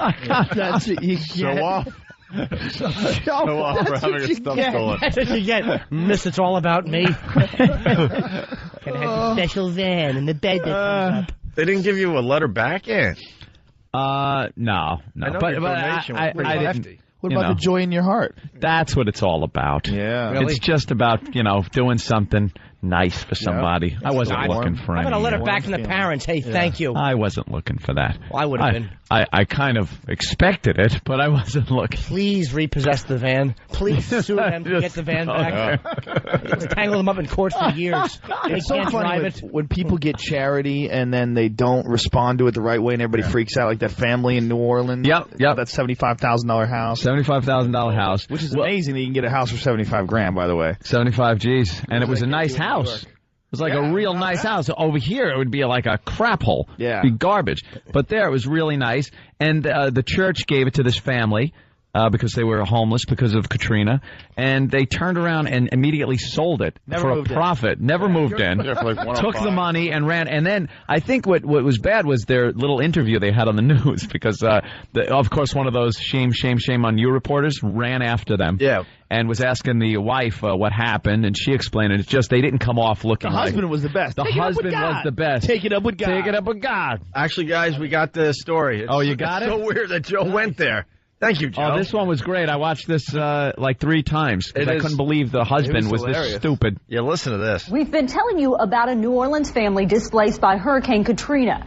In February, the Temple of Deliverance Church of God in Christ gave them the keys to a house in Hickory Hill that church members say the wife selected, a $75,000 house, free and clear. But we discovered the family sold it without ever moving in. This is done through. Dolores Thompson and her family were selected out of more than 50 Hurricane Katrina families My house. to be the recipients of this Tell me what to do what I want. $75,000 house. So why did they never move in? And why did they sell it? When we called Thompson, she admitted she had not moved in, but told us she still owned the house. She hung up when asked if she had sold it. Bravo, man. They need the money. Bravo. Yes, They bravo. need the money. These two were characters. Shysters. I wonder how they picked them, because, I mean, how many people lost their house? I know. How many houses did they Yeah, what give was the away? criteria? Probably being a scumbag? A raffle or something, or something like a drawing. I think they said they were a couple. They probably said they had a story or something like that, and they were trying to get married or something. I don't know. Take it up with God. That's what the guy kept saying. Yeah. When they interviewed him. Take it up with God. Yeah, he just wanted airtime too. Yeah. Like he was all happy smiles. Like, let me talk. I want to be on camera. He was a fairly smooth character. Oh, She he and was her husband smooth. agreed to meet us at the house. When they arrived, she told us death in her family and personal problems kept her from moving in. I was in need of a house, but at the time that I was in need of a house, I didn't get the house. And so once I got the house, I really don't like this area. I really didn't. And I didn't know anybody, so that's why I didn't move in and I sold it. She eventually told us she made $60,000 off the sale. But that's not what the deed shows. Well, according to this document that I have, you sold the house for $88,000, which means you made No, I didn't sell it for $88,000. I sold it for $60,000. The people who sold it got the rest of the money. Some commission. Wow. Who the hell's getting the difference from 28,000 on 60? On 60. I don't think so. Maybe they're just not. I mean, not that she doesn't sound like the most financially savvy woman. I like how she starts off saying, like, well, at the time I did need it, and then when I got it, well, I didn't need it anymore. I didn't move it. I didn't know anybody there. The bottom line on this whole thing is there is probably a family that really needed the house, that would have moved in and loved it. Yeah, loved having that house. You know where the happy people are? The neighbors. I saw the neighborhood. Yeah, the neighbors bought the house. They were nailing together some crosses in that neighborhood. That's why she sold it for $60,000, because as soon as she moved in, it was worth $15,000. There you go. Hey, here's the clip Joe Rogan was talking about. The husband wants to be on camera. Yeah. Listen to this. Back it up so you can get me too. I want to be on camera. I want to be on camera too. The husband Voss. Ask me a question. The way it appears is that a house, a church. The way it appears, I'll is take that over here. There's a lot of chicanery, connivangness, deceit, deception, divisiveness, trickery going on. That's awesome. On whose part? Because the church gave you a free house. The church gave you a free house, and you all never moved in. Anything. That was church people who, out of their generosity, paid for this take house. it up with God. Take it up with God. It's always the You gotta love that kind of arrogance. I love that too. Chicanery, divisiveness. The guy says, on whose part? He goes, the church. The church that gave you a free house? Yeah. That dude is right out of Pimps Up, Hose Down. Oh, yeah. You ain't telling me nothing, Street bitch. corner, you know. Street corner, yes. You got to make your next move the right move. Choose a pimp tonight, baby. Chicanery. Divisiveness. Chicanery. That's brilliant. He was standing there with a big brim and a cane. Yeah. A big crunk cup. Take it up with God. It turned out Jesus. Take it up with God. Take it up with God. Here's how the story ends. We took it up with God. God had no comment. And God said, better there than in my neighborhood. Back to you, Chip. The interview ended with the Thompsons speeding away. I don't like the area. You don't like the area, but I don't understand. Dolores! The I-team sped did away. find public records showing the family previously had a New Orleans address. And while the church never told them they couldn't sell the house, they say they would have never given it to them had they known they were not going to move in. If you're not the most needed, you should decline. You know, there are monies that have been given, churches been given, there are houses, and there's still people out there without houses, and they haven't. It's a hardship on them. Don't accept the gift if you don't need it. If you don't need it. We took it up with God, and he said, I quote, next time I'll drown all the... How can you speed away on a bus? Take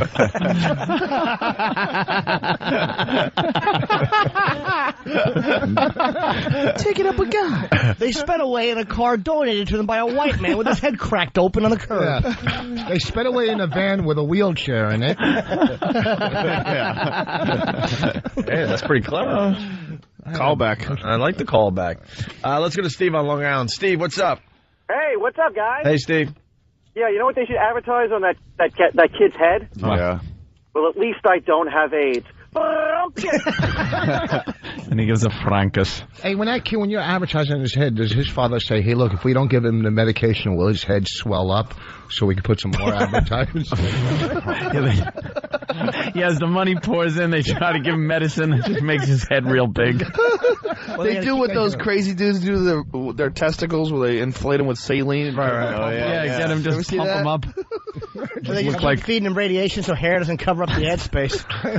Oh, there's the kid. There's a picture of the kid. That's him. Look at him. Oh, God. Oh, wow. Look, if you hustle his little scalp. Yeah, the little sign says, if you lived here, you'd be home right now. So, for $5,000... There's a bullseye on the back of his head. For $5,000, you could put anything on his head? I'm sure there's limits. What are you going to sue him? Blackback.com. Yeah, I think we should buy some space. I think that if we're not on the phone, we should buy his whole head. How many spaces do you have for rent? And Opie and Anthony should buy his whole head. Does he have a contact? Let's talk to this kid. Let's see what we could get on his head. Why not? Yeah, why not? Absolutely. I guess the most lucrative part of his head would be the front. That way, at least friends and family will see it if the worst happens. Yeah, when he's laying backwards. Then again, if it's on the back, what do you need? One uncle seeing your head? Oh. Imagine if Rocky Dennis had that disease, they would have been millionaires. Oh, tattoo on the back. Silk pillow here. All right. Hey, what do we got on Snoop Dogg there? Snoop Dogg was arrested again? Yeah, he just can't stop getting arrested. He's addicted to it. Well, and Suge is really pissed, man. This is really good. Mad. Snoop got arrested after Leno. Why Suge mad? He called him a police informant. Called him a police informant. He said he's never seen a guy that's been arrested so many times and not serve any time. Or he gets off like every time. So now Suge's like, he's a rat. Called him a rat and a police informant. When Suge calls you that, not good. That guy scares me. Yeah. Yeah. He's scary. Suge's not big on the negotiating. No. No. It's isn't he out? He's out, right? Yeah. How's that work? How's that work? Let's explain that. How's that work? You ever read that Rolling Stone article on Biggie and Tupac and the murders? And pretty much it says that just about implicates him in the whole thing. Pretty much. Yeah, just about. It spells out who was working for him, that those guys were cops, and they were dirty cops, and they were employed by him, and that links their car to the actual shooting. And just the fact that there's been no headway in that investigation over years. Not one word. of what happened to either of them, you know. You know, I was doing the Saget show in Vegas, and there was a rumor that Suge was coming to our show. He's a Jeff Ross fan. No, are you kidding me? Right, it's a Jeff Ross fan. And, I mean, look, he was supposed to come to our show. I'd love to see him hang that Jew out a window Me too. by each ankle. And make him do his poems while he shakes them. Dim the lights. Perfect. Watch Jeff's cummerbund fall off. No one's better at roast than Ross. Oh, yeah. He's ruthless. Yep. He's just a vicious dude. Pat Cooper. Yeah. Pat's up there, yeah. Pat Cooper, the rock star? No, Pat Cooper the comic. Oh, I don't know. You West Coast bitch. I know. I live 3 blocks away from you. What are you talking about? You got to hear Snoop Dogg's lawyer in this latest one. The 35-year-old entertainer, convicted felon with alleged gang ties. Who's his lawyer? Alleged. Yeah, exactly. Has been arrested 3 times since September on various drug and weapon charges. Let the guy carry a weapon. I mean, if somebody has the right to carry a weapon, it's Snoop. At least give him a friggin' fighting chance. Now, his latest arrest was for felony gun and drug charges, okay? His attorney says cops are yanking the dog's chain. For some reason, Snoop is under the microscope these days. It wasn't like they arrested him for having tinted windows. Yeah. You know? Right? You have illegal tint, sir. Under the microscope, I don't know, he wears blue all the time and throws up a W whenever you take a picture of him. I don't know why they look at him. Or is that an M? Because he's from Montauk. And you turned your daughter out on spring break. Yanking the dog's chain. Yeah, is that a New York Post cover? Yeah. It's hilarious. Daily News. That doesn't sound quite like lawyer jargon either. No. Yanking the dog's chain. What's the lawyer's name? Did they say? Something Stein. Yeah. Yeah, I want to see what his lawyer's name is. Donald Etra, E-T-R-A. Oh. Anthony, your Pal Talk girl's got a gun now. Yeah, Oh, what good. the hell? Whoa. This might be. She's put it in her mouth. Whoa. What the hell is going on? Nice. This is my rifle. This is my bunt. Imagine if. Has anyone ever committed suicide in Pal Talk before? They shoot guns from time to time. There was a bad incident between 2 Pal Talk people, but it wasn't like wild. That's nice bit of weaponry you got there. She, by the way, as Jet was playing, we should we were a little distracted. Of course, we have Pal Talk here in the studio. We have cameras, and you can hear the audio of what goes on even during the commercial breaks. And the listeners also have cameras, and we punch up a few of their cameras during the show. And one here is Renee's Vengeance, and she was sitting in a chair with a razor, with clippers, you know, that I guess the military would use to shave your head with, but she was not shaving her head. She was taking care of the monkey. She was not taking care of the monkey. Rich, shut up. Don't say a word. Step away from the mic. And she did a fine job. That's my callback. Which was disturbing, but more disturbing when she pulled out the 30-06. Yeah, now she's pulling out weaponry. And she's smoking. This is great. She's got a cigarette and a rifle. She left a little pattern like a failed German painter. Does she work right now? See how she's sitting there with that rifle? That's how they were sitting in New Orleans when that family moved in. All right. Oh, boy. He didn't even wait. No, here's the problem. He's going to flush his head in the toilet. No, here's the problem. It's that you're 54 and you said New Orleans. Oh. It was the fact that you mispronounced that word. Well, what do you call it? New Orleans. New Orleans. Or She New left Orleans. a, New Orleans. She's not posting either. She shaved a little Hitler mustache, and she's now typing her book, Mein Cunt. No way you're going to play with that. Of course I'm not getting away with that. Just want to make sure Al is on his toes. I hope Al wasn't taking a bathroom break. Al, did you catch that one, Al? All right. Hope you had a nice leak, Al. Oh, Jesus. Hey, we got Octane from Philly doing the walkover with us today. We like those guys. We got Burger King coupons for the walkover today. We got Joe Rogan for the walkover today. And Ari will be joining us for the walkover as well. Nice. Little Sweetie Pants who's in the men's room. Octane is a great cover band from Philly. They're going to play for us today. And let's not forget, tomorrow's the big day, Anthony. Yes, the eggnog drinking contest. You're coming back for that? Hell yeah. Yeah, we love the eggnog drinking contest. It's finally here. We came in a day early just for you guys. Cool. Very cool. We have a guy coming in tomorrow. Is he in the eggnog drinking contest, or is it a little sideshow? Is it Magoo? Yeah, Magoo. Sergeant Magoo. Sergeant Magoo. Pal Talk guy. Yesterday on Pal Talk, She's got an Adolf Hitler book. She has my Wow, comp. this girl What is. does she have? She has my comp. Yeah, this girl's Nazi. with it right. Yeah, big Adolf Hitler swastika on the front. All right. Whoa. You single, honey? Wow. She shaves with clippers. Yep. She has a gun and Mein Kampf. Wow. I have a humongous boner. Yeah, Ari's been wanting to bang a Nazi for a while. Yeah. That would really be a kind of a love connection. That should be your next bigger video. than a jungle fever kind of thing. Yeah, Ari's amazing racist videos are up on opieandanthony.com. All right, eggnog drinking contest. Sergeant Magoo, finish up there, Jimmy. Well, he was on Pal Talk yesterday, and Anthony saw it better than I did because I didn't watch the whole thing, but I know he ate, what did he eat, Drinking a bunch of milk, like a gallon of milk. He ate butter, sticks of butter with ketchup on it, threw it up into Tupperware, then put Fruit Loops in, and ate it. How do you not appreciate someone like that? And here's a couple of sounds that we might be hearing tomorrow. Nothing better than eggnog. You're used to those sounds, huh? The gurgle. It's a festive part. Yeah, that is great. You ever hear that sound in your lap? No. Oh, that's great. All right, tomorrow's the day. We can't wait. Sounds like Leon Klinghoffer looking up at his room, at his suite. Rich Voss. Looking up at his cabin. Rich Voss at Governor's this weekend on Long Island. Joe Rogan at Caroline's all weekend long. We got to get out of here. Eggnog drinking contest tomorrow. This is not the way to the cafeteria. If you're not joining us over at XM, have a great day. The Opie and Anthony XM walkover begins now. Walkover begins now. All right, let's roll. Yeah, let's start our little whack. We got a big crew today. We got Joe Rogan. We got Octane set. Where's Octane? They're set up somewhere en route. I believe on the corner or in front of the big sign thing and by the building, you know. And I have to hear Here Voss. comes the old guy.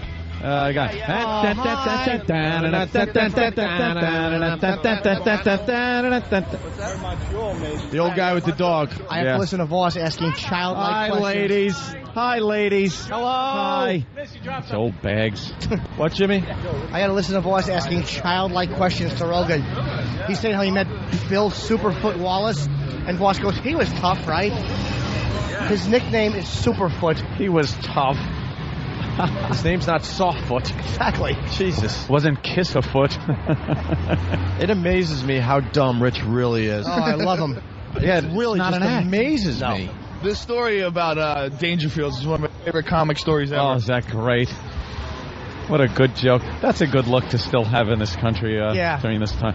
Yeah, the old turban. Yeah. That won't get you just hatred looks. What happened to Seal's face? What is that? What's that all about? Fucking I don't know. stupid tribal The scars. dog bit him. Is that what it is? Yeah. No, Is it really? Because I heard it was just bad acting. No, I heard the tribal scar thing was a rumor. No, really? How great would that be? No, it has something to do with some kind of polio or something. Oh, as a kid. Polio. I'm going with polio as a kid. Oh, I heard it was $10 a man. Heidi You Klum- say what? Polio doesn't I'm going with affect that. acid cum. That makes you like acid cum. Acid cum. I say tribal scars or Heidi Klum's father. Somebody ate too many grapefruits and shot a load in his face. I like Heidi Klum's father. All right. That's the odds-on favorite right there. I don't care how much money he makes. Tell that to the grandchildren's high school pictures. 2 kids in 13 months, too. Oh, that's a potent fucking African. Wow. Something Look like at that. the nipples on this one. And he's like 43. How many more sperms left? Your Mike mic is cut out, stinks. sweetie. He Why can would deliver work it for the right to the walkover? egg. All right, let's go. Hey, Steve, what else we got for the walkover? Test. What else we got for the walkover? First thing we got going on is Natrol is being handed out. That's this energy drink that boosts energy. It's got 0 calories, 0 fat, and 0 sugar. And in a few minutes, we're going to come across Octane from Philly. They'll be playing acoustic right near the XM studio. Very good. How about that? A very busy walkover. Here's some ladies. Hi, Joe. girls. Joe, you need any gay porn? No, I'm good. We usually check out the gay porn at this newsstand. We can go look at it. Honcho's my favorite. You know, I mean, it might be a good one, but I haven't picked it Jimmy up. likes an issue of honcho every now and then. What man doesn't like a good honcho? And the newsstand guy loves Jimmy. I prefer an unclipped gentleman. It's only a good man's fault. Sir, How are you, sir? we're here for our gay porn. That's right. What do you got today? Honcho, Jock? Bad day for me. It's a bad day? Oh, what's the matter, sir? What's wrong, sir? Wait, why? What's the matter? You're usually our friend. What happened? Relative blow himself up? I lose a lot of business, my friend. You lost business? Yeah, Why? You want to look? No, something is wrong, my friend. Uh-oh. Something's wrong. Not because of us. Yeah, not you. We got you in trouble? Yeah, the guy, he gave me a lot of trouble this morning. Aw, man. What guy gave you What trouble? guy? Who is he? We'll talk to him. Yeah, he took some magazine and the paper and then he ran away. We can fix everything. Not because of us. Some guy. Not you. Oh, some guy just took a bunch of stuff and ran off? So what did he look like? Black? What did he look like? Yeah, Black He was a guy. black guy. My God, what a surprise. Well, sir, you know what? We're going to drum up some business.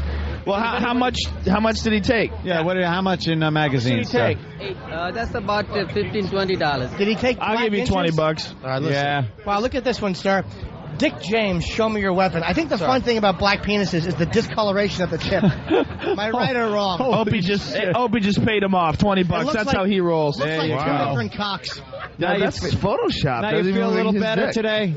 Look, he's smiling again. It looks like it broke and then it was repaired. What It looks happened? Like it takes a little left turn there. There's two different cocks. Dick James. Like some bitch Show me bit your it off, weapon. and they had to put a white man's dick on the tip. Or it's so big the Yeah, it's like, why is it so dark here and then so light there? His dick grew out of the color.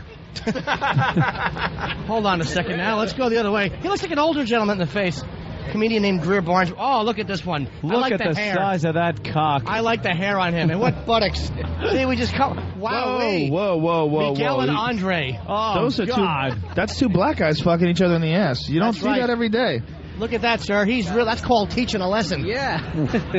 Right, and it's right above a picture of John Travolta kissing a guy in the Inquirer. Oh, you know, to see Criss Cross have to go to that point in their careers. They love each other. Sir, I don't know if this is Miguel or Andre, but he has baby boy tattooed on his back. Oh, yeah. Who doesn't want to see that when they're making love? How many guys have read that? I'm sure quite a few. Hey, wow, what is this Travolta thing? Yeah, why is Travolta kissing a guy? I don't know. I think that's one of those, they caught it at the right moment. How great is it? Because it's who's gay and who's not, and they got Travolta kissing a They guy. got him without his wig. And obviously he's not, Travolta's not gay there, but that'll get you to buy the magazine. You don't think he's gay? You think Travolta's gay? Oh, yeah, for sure. I think Yeah. I think Rogan is tough. Yes. He is. Yeah. How do you know? Well, I met him. Uh-oh. Yeah. I mean, he never didn't hit on me or anything, but my gaydar went up, my butthole clamped shut. He's a Scientologist, man. I mean, there's only two reasons to be Scientologist. You're retarded or you're gay. Oh, there you go. You heard it here first. And It's you know, the a whole world dancing exclusive. thing. Yeah. He's always Or the been what very thing? good at it. Well, it's The whole dancing, a great you know. gang to have. You know, like they look out for you. Yeah. It's a, yeah, you know, they it's as cover far up as for yeah, you. it's like as far as like a cult. That's like one of the best cults to join. Yep. And he I doesn't thought about joining. I'm like, they'll take care of your career. What do you got, Jimmy? He doesn't have his wig. True. Travolta does not have his wig on. Why does he wear a wig? Look at Yeah. that head. It's hard to They've tell. I shown mean, doesn't pictures he of just him, have- really up close pictures where you see that mesh that's kind of on the side of his head where yeah. they weld on the hair or something. Chuck Norris has got the best one. Does he? No one's got a better one than Chuck. Norris? All right, well, look. The best thing about Chuck is there was no pictures of him going bald. It's like full head of hair, but what's going on? You know, it's like a little something funky happened to it. Thanks, You know sir. who finally got that hair Honcho? hair Or the piece thing Inquirer? down? No, Honcho, I was- Shatner. Oh, his is Shatner beautiful. now, no, it's not like that big because there was one point where Shatner had the most hair I've ever seen on someone's head, on his head. Oh, he used to have a crazy one, yeah. He went like the whole way. If I'm going to go bald, I want more hair dumped on my head than I've ever seen on a human. And now it looks like it's pretty natural. It's amazing that they haven't figured out a way to give you hair yet. You get Yeah, what happened? cell phones, take videos, and send it through the sky and the internet. Joe, we put a man on the moon. I was just talking about that yesterday. Like, why It's can't they figure amazing. that out? Can't figure It's it out. amazing. Whoever figures it out is going to be a multi-billionaire. Hey, let's say goodbye to our friend. Goodbye, Have a- sir. Have a better day. Thank you, sir. That Thank thin you mustache. very much. I appreciate it now. Watch All out right. for the You always take care look of out us, for so take darkies. that. yeah, watch out for the Negro people. Don't worry about it, man. It's all good, dude. Hey, what's worse than the old like mobster with the fucking awful younger man's hair, like the fucking Tony Orlando wig? And you can't even laugh at him. Yeah, the no part curls up. You can't see where it touches the forehead. It's awful. It looks like Mr. Gazzo from Rocky. As soon as we gave him that money, he got He very perked happy. back up. He was angry. I guess. I felt bad for him. I guess a gentleman came over, grabbed a stack of magazines, and ran off. Ran off. That's a hit and run. Yeah, that's what you get in this city with your fucking awful. He had a cancerous mustache, just thin and wispy and missing pieces. What an asshole. You like that guy, Rent out his Jimmy? lip for advertising. He's one of ours, Jimmy. Oh, that's why we're beating him up worse. It would be very fun. I like Octane, so we shouldn't do it. We should walk right by them without looking at them. So they came all this way from Philly. They'll play for 3 seconds. They're a cover band. What are they? What They're are they? good though. They play some good stuff. Yeah, they're real good, I hope actually. This is them. A lot of sisters at the bus stop today. That's right. Is that Wanda Sykes? Kramer.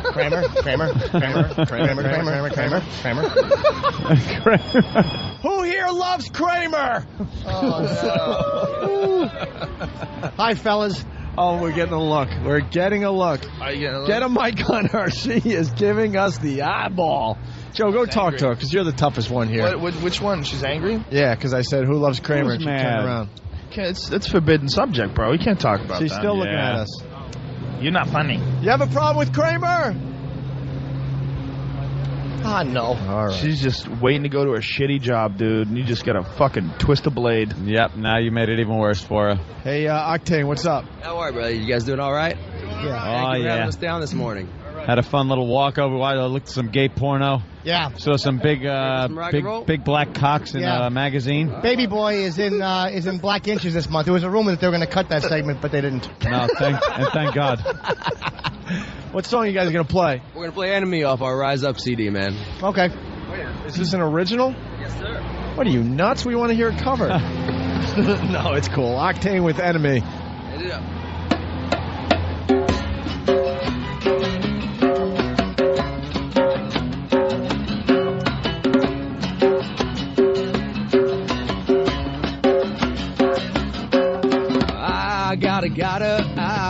Gotta take what I wanna waste, not another time. No time to waste. I got a lot of anger inside. I'll waste, not another time. No time to waste. My enemies are the closest friends I keep. Jesus warned me twice today. Each time I pray, make love, not hate. Enemies are the closest friends I keep. Jesus warned me twice today. Each time I pray, make love, not hate.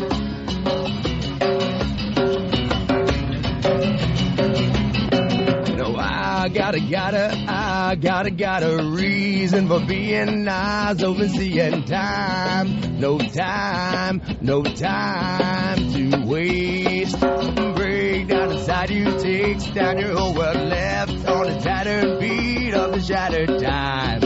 No time, it's time to change. My enemies are the closest friends I keep.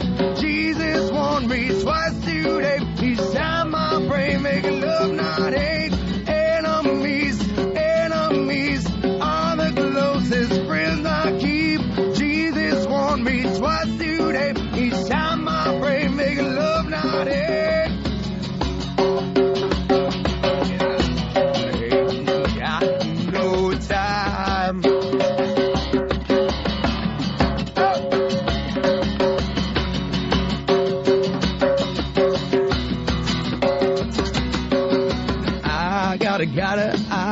I gotta live like I'm in Garden of Eden time.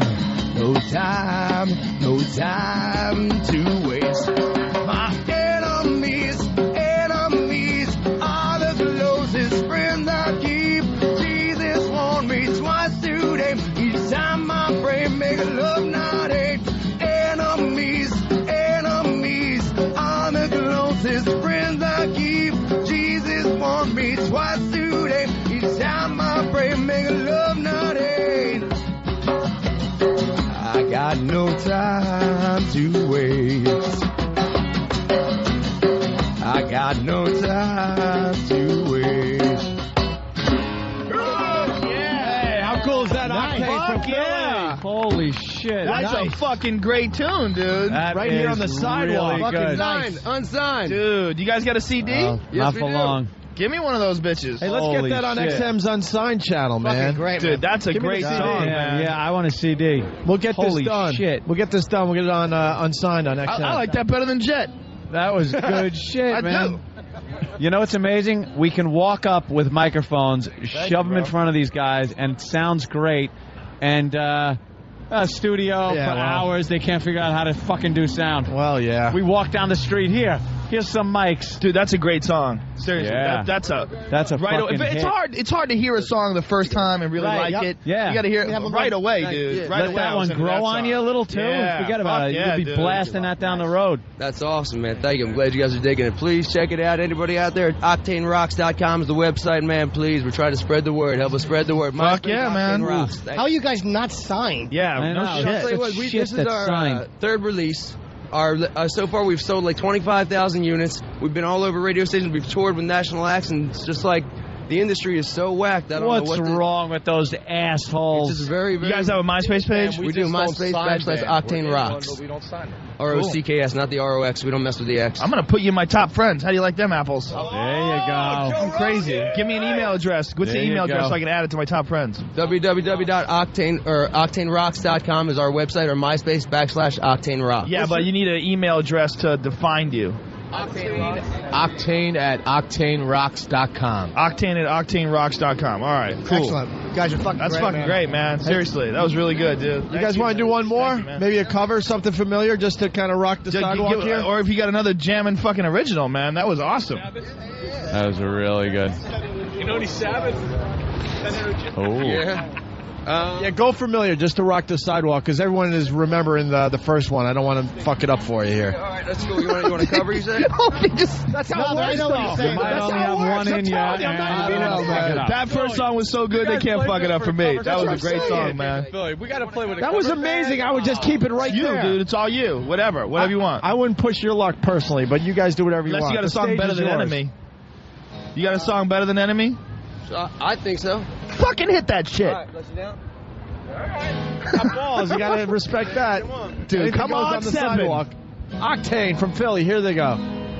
Once more I've been left without another excuse to pull myself out, and I'm tired of finding new ways to let you down. Now you're on your own. Come on in. Worthless and wasted, some pleasures I've tasted, fought hard to erase, and I ripped myself out of the trouble I'm in, and so it begins again. 'Cause I'm tired of finding new ways to let you down. I'm tired of finding new ways to let you down. But as hard as I try, these new ways keep finding me. Yeah.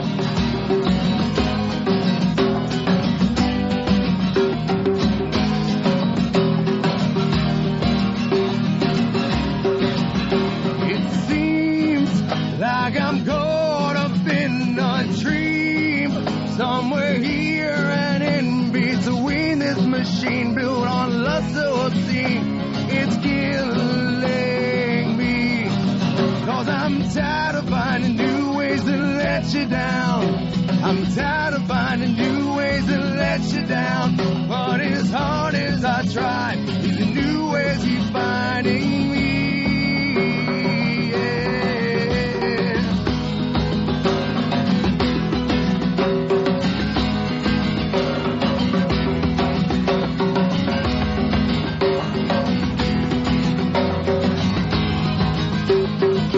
All I've got is my pride. Lying naked, I cry.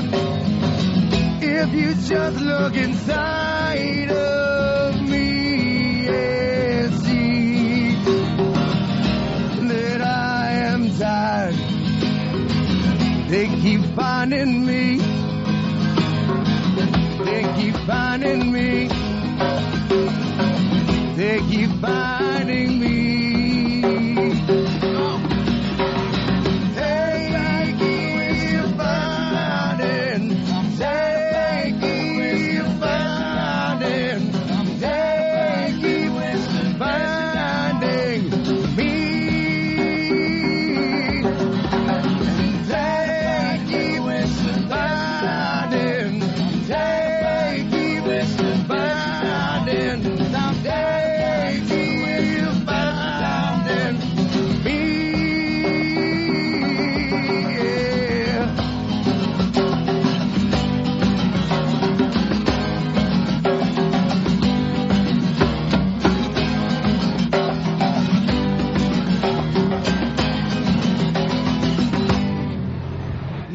Yeah, these guys rock. Joe was right. Man. Joe was right. That's These awesome, guys man. rock. That was really, really good. We all had gigs in Philly last night. We didn't even sleep. We got done our gigs. Drove right here to come do this for you guys. Thank you very much. Northeast own, right? Yes. Northeast of Philly? Absolutely. There you go. Octane. Home of Rocky. Yeah, Rich Boss wants you to have his DVD. Give you a signed DVD. Wow. I signed it. You're the The worst. CD is called Rise Up by Octane. Yeah. Where's your website? OctaneRocks.com. OctaneRocks.com. How are these guys not signed? All these douchey I bands know. are fucking signed. You're These guys are not. beautiful. Yeah, That right on, fucking man. beautiful song. I hate that song. It's on the air constantly. And this Oh, I shit. know. How good is this, man? You guys are good, Bless you. dude. Thank you. We're trying, man. Trying to make it. Doesn't make any sense. Can you play something upstairs for us? Absolutely. We got to go up and continue our show, All but right, we'll see you guys Octane upstairs, rocks. man. Yeah. Great job, man. Thank you, man. Thank you. shit, Awesome, man. man. Great fucking job, Octane, man. man. Rock. See you upstairs. Hey, who's going to get the CD to Washington? Because they got to get that on one of the XM channels. Yeah. Whose job is that going to be? Get that in heavy rotation immediately. I say Kenny, and he emails them until they play it. That fucking Enemy song is badass. I like those guys, man. Absolutely. They do a lot of our events. Like, whenever we do Philly stuff, they're the fucking guys that will warm up the show. They're Hey, really here's your killing buddy. Wow. Oh, I hate this fucking bag of shit. This guy leaning against the wall? He's a cunt. He's probably jerking off thinking about advertising a load on that kid's head. He's a fucking creep. Say hi to him. He looks Say like hi to him. I don't acknowledge him. Jimmy, he looks like the foot fetish teacher, actually. Certainly does. I don't he acknowledge does. him. You sure you don't want to say hi? 14-year-old boy Oh. foot in his hand. Oh, look at that. That fucking, the little leukemia kid's wispy hair fell out. Gee, go figure. They haven't sold a piano. Is this the elevator where Tracy Morgan attacked the chick? Yeah. What did He was going after a girl in the yeah. elevator. Yeah. Hi, sir. Garbage, garbage. How are you? Garbage, garbage. Have a good day. Garbage. See you later. Garbage. Hi, ma'am. Garbage. And we'll see you upstairs. All right, we're going to be on a mission now. This is the mission. We got to get Octane some major exposure. We just did signed. We just did with our radio show, but we got to get them on XM, and we got to we got to push them. We got to push the Octane. We kind of fucked up with Godsmack back in the day, Joe. We're not fucking up again, man. How'd you fuck up with Godsmack? Well, when we were doing radio in Boston, Sully used to come in and do our show all the time, you know, the lead singer, and this was before, you know, Godsmack broke. He used to bring us shit videos. Videos of chicks just German shitting. ones? Yeah, German shit videos. And Sully. he would do our show from time to time, and we were doing an appearance with him where he was doing some kind of drum clinic thing, right? Yep. At a music store or whatever. And on the way out, we really, you know, we're hitting it off nice, and he's like, here's my latest project. And he's been in bands all over Boston for so many years. Gives us the latest project, which was Godsmack.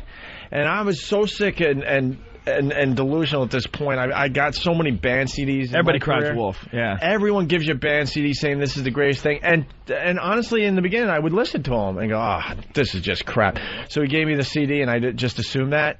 And nothing against him personally. I opened up my sunroof, and I threw it into the river on the way back to my house. Threw it away. He gave the same Godsmack. He gave the same CD to this guy Rocco, who was doing nights at the same station Ant and I were at. And Rocco officially is the guy that discovered Godsmack. Wow. And it should have been us. Could have been us. That's hilarious. But That guy Sully, how fucking cool is he? Yeah. He came to the Comedy Store once. Came to saw a show, hang out, was talking. Sully? It took me a while to realize who it was. Yeah. And then I go, dude, I know who you are. He goes, yeah. I'm like, band, you know, just real like low key. You know, just a real cool guy. Just was just like, hey man, you're really funny. You know, hanging out in the back, just like a normal dude. Yeah, he's Wish he'd come on the friggin' show every so often. Kind of busy. Apparently, I think it's politics. management politics, Really? station politics. Well, his old manager now is the program director at AAF, our old station that we now compete against. Oh, so he's a not whole allowed to political. come on? It's a whole political Politics. thing. You would think that they're so big he could do whatever the fuck he I wants. know. Oh my God, there's no unsigned channel on XM anymore. They got rid of that channel. I Did did they? not know that. I used to listen to that every once in a while too. Why are there suit jackets hanging up? Oh, those are clothes. Oh. That's not suit jacket. They're my extra clothes for our big taping. Oh yeah, we're leaving early today. I guess we should tell people. Maybe we should tell the people. We got to leave at 10 o'clock today. We're doing a commercial for XM, and we also started a shitstorm over at CBS, so we have to deal with that as well. So we're out of here at 10. What's this wee shit? What how'd you start a shitstorm? What Don't happened? do this to me. By you saying pussy? Nah. Mein Cunt? Is that what it was? Nah, it was a little. It was The a show little started issue. with a little passion, and they didn't like it too much, and but they always, point the finger at me. There was a little tirade that went on about the differences between terrestrial and satellite radio, and the terrestrial people don't really appreciate that when that comparison is made. And Tom said it's not good for business. I'm like, well, then do something about it. What do you want from us? You know what's not good for business? Fucking castrating everybody and being so fucking such corporate douches and not allowing us to play that fucking nigger song, which is very fun. Now you rap. can say it. Oh, now we can play it. Where is it? And we can play it. Holy Have you heard this yet, Joe? No, what is it? Oh, okay. You'll enjoy it. Where is it? Is this true? Paul Mooney's not going to say nigger anymore? Yeah, Well, exactly. He's got 5 minutes now. Good luck.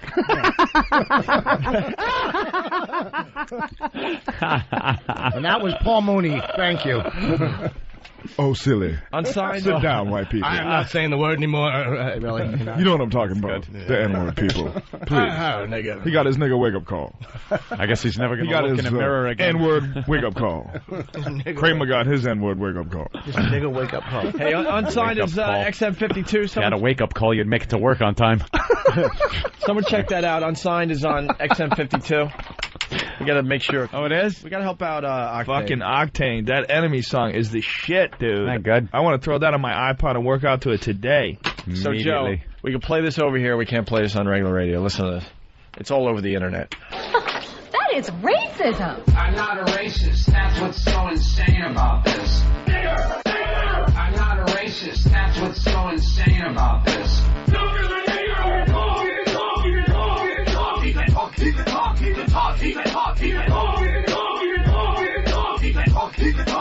Oh my God. I'm not a racist. That's what's so insane about this. I'm not a racist. That's what's so insane about this.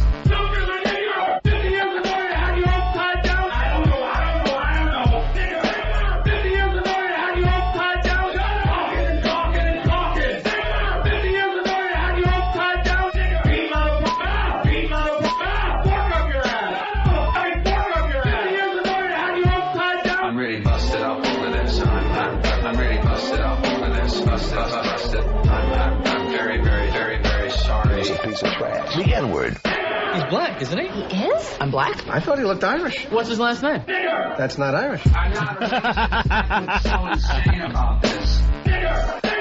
I'm not a racist. That's what's so insane about this. He's black, isn't he? He is? I'm black. I'm not a racist. That was the worst pause you've ever seen. Oh my God. Just say that I don't have to worry about working for a while. A long while. What do you think? Yeah, that's pretty good. It's hilarious that while this is playing, John Kerry's on TV saying it's time to move on from the botched joke, his botched joke about Iraq. What are you Oh, God. Oh, stop. Hilarious. By the way, this has been going on for like 3 days now. Bill, thank you. Bill from Philly did the right thing, Anthony, in the end. Well, did he? Yes, he did. All right. Thank you, Bill. And also, Seal had childhood lupus. Ah, lupus. Is that what? Why did I think it was tribal scar? That's bullshit, huh? Yeah, I've heard that on the internet. How could the little kid from the Bad News Bears fuck up your face so badly? Because it's cooler to say that, Jimmy, than childhood Would that do lupus. that to your face? What does lupus do? Well, take a look at him. It's an immune disease, right? Isn't Makes it? you look like a dartboard. I know a girl got it from fake tits. Really? Yeah, she had silicone implants, and her implants leaked, and it gave her lupus. Is she okay? I don't know. I don't talk to her anymore. You don't care. All right.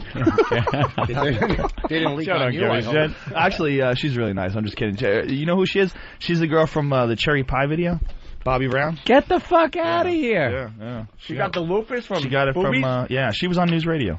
She's incredibly hot in the Cherry Pie video. Very attractive young lady. All right, we're going to take a break and continue. That and the girl from the Once Bitten, Twice Shy video. The blonde from worst that. case of hitting the wall ever was Tawny Katane. Oh, my God. Here I go again. White Snake video. White to Snake now. sprawled on that car.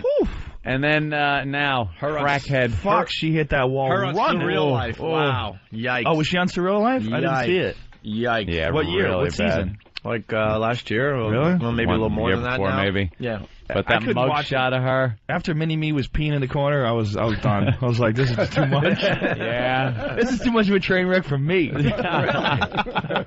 It just started getting good. All right, Joe Rogan, Caroline's, New York City. Rich Voss, Governor's Long Island this weekend.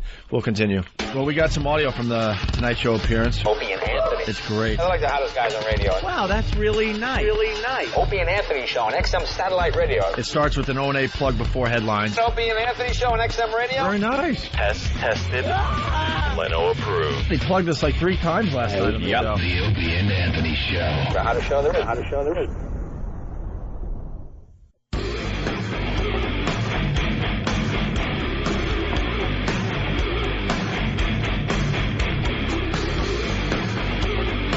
That paper, yo. Yeah, good. All right. Yeah. Yeah. Duckets, yo. Yeah, get that paper, yo. That is how Tracy starts a conversation. How you doing, man? What we do is combat. That's what it All right, is. good. What? Let's have a nice chat. Making money, bitch. Okay, Let's fine. have a nice chat. It was frustrating listening because I was like listening to you guys trying to say something funny and you just kept going and going. There was a couple times where Anthony tried to talk and I was listening. I was just like, God. Yeah, I'm trying to talk, and he goes, "Yeah, I'm the floor, you're the ceiling, man." Like what? What does that mean? And you don't want to feel like you're stupid, so you go, "Yeah." Like, wait a minute. I'm not Maybe sure. that's street. Hey, Wade, Toronto, what's up?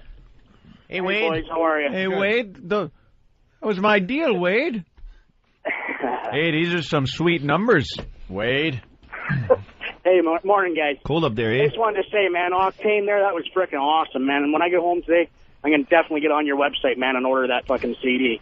Yeah, so I got a question for you. Okay. Did you miss going to the UFC tournament because of your comedy tour, or is there? Yeah, no, I mean, I miss every now and then. I miss one of them, but I'll be at most of them. I missed the last one because it was supposed to be in Vegas, and I was doing the HBO Comedy Festival in Vegas, and it was already booked in advance, and the UFC was supposed to be in Vegas too, but last minute they moved it to Sacramento. That's why I missed it. By the way, All right, Joe, sure. we tried to get you for the O&A Child and Virus, you know. Did you? Yeah. Who'd you talk to? I don't know. Somebody talked to your people. Was Why don't you guys just talk to me?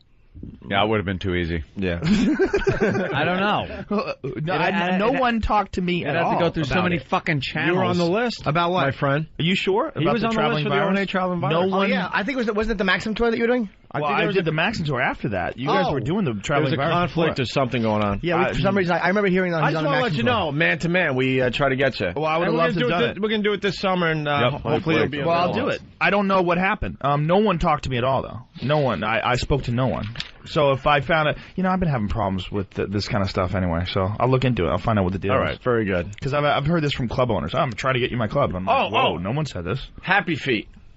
Oh, it was a fucking good Joe movie. loves it. Happy Feet was a fucking good movie. I got stoned as fuck, and I said, let me go see a little kid's movie. It might be interesting.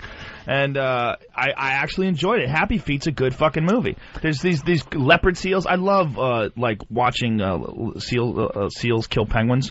You ever see specials on leopard seals? Oh yeah, Discovery Leopard seals Channel. are the scariest fucking monsters that live in the water. I didn't even know they They're existed huge, yeah. until that penguin movie, and they just swim around and just jack penguins. They're monsters. Yeah. And there's cool leopard seals in this movie. But the basic premise of the movie is these penguins are trying to go through their life, and they're scared of aliens. That there's like penguins that get abducted by aliens. It turns out the aliens are the people, and aliens abduct them and take it. It's long, convoluted tags on them and stuff. I fucking enjoyed the movie. It was a good movie. How high were you, man? That was pretty high. Yeah. Pretty high. 2 lollipops.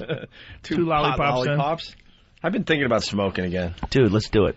I've been thinking. Let's do it right now. Yeah, you want it? How long has it been? How long have you stopped for? It's been, man, I'm not going to sound cool, but over 10 years. But if you didn't have a problem with it, why stop? If you could do it once in a while. I don't know. If you could do it once in a while, The key with pot is 2 things: getting the right shit and not smoking too much of it. That's the key. Because when everybody tells me, "Oh, I get paranoid," the reason why you get paranoid is because you're taking too much. All right, it's a mind-blowing experience. The right tetrahydrocannabinol, if you get it in the right doses, will fuck up your worldview. You have to do it slowly and cautiously. You have to step gently into the water. You don't dive into the fucking deep end of the cold water. You walk slowly in, take 1 hit, and wait like an hour before it sets in. I don't even feel anything. Let me take another hit. And then you're 4 or 5 hits in, you're thinking about the 5th grade and you're crying. That's not good. That's the difference. You don't want that. Pot and like crack will wear off after a couple seconds. Pot will just linger in your slowly, like he comes on waves. So you would think, like, real good shit. The shit that I smoke, one hit, and don't even hold it in long. Dude, yeah. Dude, Rogan's a professional smoker. Yeah. I smoke the stuff he smokes, and I smoke once every few weeks, And Yeah. it's such a fine line. If I cough, I am fucked. You're done. Really? Is that it? Fucked. Yeah. I got Charlie Murphy so fucking high. Charlie Murphy smokes pot all the time, and on the Maxim tour, he's like, yeah, I smoke weed all the time. I go, dude, you don't smoke my shit. Oh, man, I don't want to hear about that shit. You ain't got no good shit. Let me smoke your shit. I go, go ahead. You try some of the train wreck there, my friend. And I got him barbecued. I made him go in deep, because I'll go 3-4 hits and then go on stage. But the normal human cannot go 3-4 hits and go on stage. You won't fucking remember anything. You won't even remember how you got onto the stage. 3 or 4 hits does that? Yeah. Oh! 3 or 4 hits, and you will be fucking on Pluto. He's getting Wait, quality. I haven't used this. I haven't talked like this in a while. How they still talk like this? Well, how about if you smoked a whole J? Well,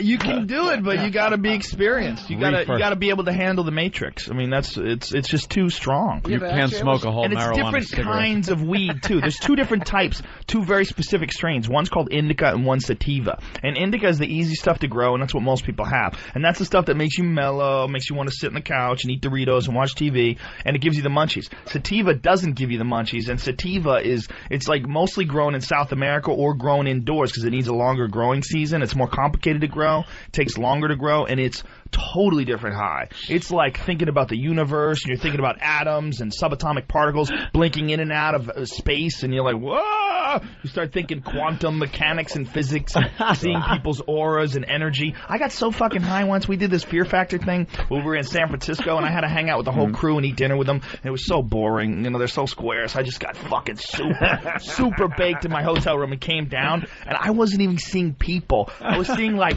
entities hiding behind their appearance and their clothes. I was freaking out. It was real bizarre. It's almost like I give it to people and they think they got laced with acid. You know, when you get really fucked up, it scares the shit out of you. What's living in your brain? You're like, fuck, this stuff. Where is that hiding? It cleans, but it gets that shit out in the open. You want to take a look at all that shit. I didn't know I knew quantum physics.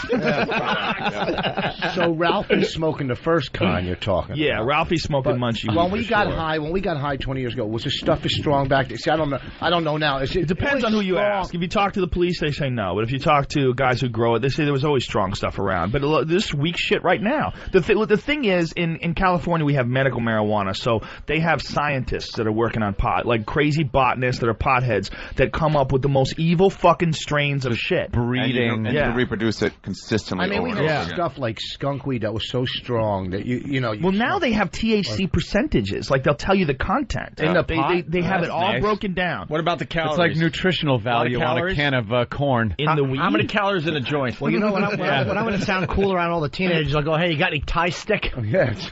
Thai stick. Not anymore. The train wreck is the shit. How That's my like favorite. How about like hash? Is that still around? Yeah, you can still Opium get hash. You can get hash at the medical marijuana Opium store. hash? Yeah, that's what we used to smoke. Opium hash. It was opium in the hash, and you would just really? like No, hallucinate. I don't fuck around with anything that's addictive. I don't want anything that's my body's gonna want to have over and over again. Do you think you're addicted to pot? No, I've stopped smoking weed for months, weeks. Doesn't matter. It's not a physically addictive thing. A bunch of times. Yeah, but addiction is mental. Your buddy here saying what? No, I mean he doesn't. I mean You he's- want pot so bad you have to lick it. I think Rogan is hooked on weed. Listen, I just like it. I enjoy it. Pop-Pops are But good. I go like all week and not get high, and then I get high like before I go on stage on the weekends. I do that all the time. But it's not a physically addictive thing, and I don't fuck with anything that's physically addictive. I won't even try it. I've never tried coke. I've never tried heroin. I've never tried, and all I'm into is consciousness expanding psychedelics. I'm into stuff that changes the way I think. Yeah. By the way, got to give the big plug for Joe Rogan at Caroline's.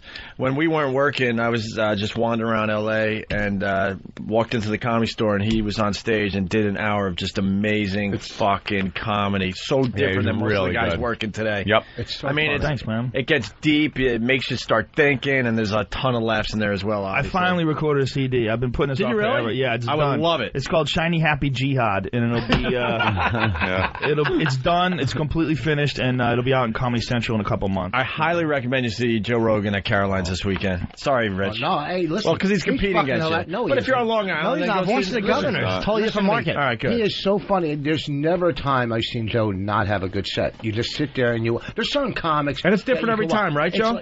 Pretty much. I mean, it's always a little different. I won't watch a comic. He barely watches comics, but someone like him, you come into a room, like if he and you go, you got to watch him. Patrice, you got to watch. There's certain comics. No, if you want to see good comedy. I don't like your hat. Joe, do you do material? Do you do set material, or do you go up there and just start? I have so much. Around? Well, I have areas that I definitely want to touch on. I have like 3 or 4 areas that I always want to touch, but I have so much material I can go anywhere. It's just like, I've been doing comedy for 18 years now. Wow. So it's like, I just, you know how it is. You have an idea in your head and you just go on stage and just get the party rolling. Well, first you got to have an idea in your head. You were looking at Rich. First of all, we did a one-nighter in Seaside about 17 years ago, or 16 years ago. At least 16, yeah. It was just a one-nighter, and you just watch him, you go, he's great, man. Yeah, we would love to have you on the tour next summer. I would love to be on it. I can't believe that you guys try to get in contact with. Well, there was a list that was made. Yeah, you know what, man? I don't know. What's the biggest bummer? And I still love the guy, and I even saw him recently. Brian Regan turned us down. He turned you down. He was too scared of our crowds. I don't think so. I think he knows the crowds love him. Our crowds love Regan. I think it was an image thing. I think it was an image thing. Well, that's what I mean by being scared. Fucking agents. Yeah, I think they were scared. He's doing so well right now. That's what it is. Those places he wasn't scared. He wasn't scared that he wasn't going to kill. But he was scared of the crowds and what that would do to his image. I think his management might have thought it would look bad if Brian Regan was at a show and it ends up like Altamont Speedway with our fucking crowd. And so Brian Regan can't get another gig. He's squeaky clean because some fucking body gets shot or raped in the crowd while he's on stage. I don't think it would ever hurt him. But Never. Guys are so scared about what's going to hurt their career. Yeah. Nothing hurts you if you're honest. A big mistake, by the way, because the crowds were unbelievable. Kelsey Grammer allegedly fucked a 13-year-old. Right. Remember the whole babysitter scandal, allegedly? Ooh. That went away years ago? Yes. And he survived, and he went on to do his big show, whatever it was called. What really sucked is Dennis Regan turned him down, too. Turned down the tour. Dennis opened for Brian. Avery Fisher Hall. You guys got to see I saw the Billy Burr YouTube video. Sorry. Isn't that amazing? Dude, when it was going down, we're like, legendary. Oh, shit. That was legendary. Philadelphia's the worst. Fuck city in the world. Liberty Bell. Dude. That's what killed me was his knowledge of Philly. I know. Was second to none. Yeah, he had a fucking encyclopedia of Philly and just knew what to throw out at those animals. What I love about Bill is he writes so much. He's always writing. Yeah. That guy's always got new shit. He's a very funny guy. Charlie Murphy was talking about him when we were talking about the tour. When we were on tour, he was saying this Bill Burr's always got new material. It just puts everybody to shame. Yeah. The YouTube video is unbelievable. If you haven't seen it yet, throw Bill Burr in the search. Bill's great. I love when he's on the show because we get into it. He's such a fucking make-believe idealistic guy. Yeah. Well, doesn't he have a black girlfriend? Isn't that what's going on? Yeah. Those guys are always like, my manager has a black girlfriend. Same shit. Anything black people do is great. Yeah. Loves it. There's a lot of white guilt there, but we'll talk about anything. Hilarious. He'll have finance, politics, anything, and we always end up on such complete opposite ends of the spectrum. He gave me a book to read. I read like the first 2 chapters, and he keeps saying, "Did you read the book? Did you read the book?" I go, "It's on my night table. I read the first chapter. It's all bullshit." And he's like, "You didn't even read the fucking thing. You didn't even get past when he was fucking 9 years old." Got pissed and I knew he was just full of shit. And we'll go off and then we're done with the break. I was like, you fucking guy. Liberals. You got to write new material, man. Like I'm getting a lot of shit lately. I don't care what people think, but I got pulled over by a cop, and the shit I said to him, like when he asked. Yeah. What did you say, Jimmy? Oh, I don't even want to get into it now, but he's like, you know how fast you were going, and the retorts I had. You realize you were speeding? No, but then again, I'm drunk. We got let me tell you. People stealing my stuff already. You drinking tonight? Why? You buying? They said he's a cop. I saw the lights. I thought it was a disco. And then the cop pulls me over, right? And he goes, "So why are there bloody child's underpants in your pocket?"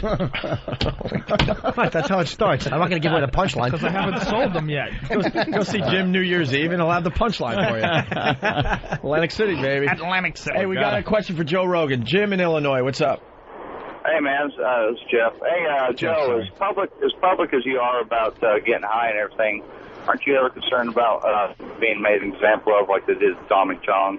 if I ever get busted, it would be the worst thing that could ever happen to the anti-marijuana movement, because I will talk about it, and I will talk about it everywhere, constantly. I'll talk about it in newspapers, websites, everything, and people will realize the facts behind it. And the real facts behind it are cigarettes kill 400,000 people every year in this country, and no one does a thing to stop it. Marijuana's killed no one ever in 10,000 years of use. There's no reason whatsoever it should be illegal. Now, if you're down for your daddy telling you what to do no matter what, you just got to listen to him, then don't smoke pot. But I think there's some laws that are fucking completely ridiculous, and pot is the most completely ridiculous. And I'm a guy who respects cops. I am pro-law enforcement all the way. I have friends that are cops. I do jujitsu with a bunch of cops. I've been in martial arts my whole life, and I've known cops my whole life. And I've never had a problem with cops. I get pulled over, it's yes, sir, no, sir, here's my license. I've never had a problem with a cop being a dick to me, never had a problem with a cop giving me a hard time. I've always been respectful. It's not cops, it's the law. And the law is based on economics, because the DEA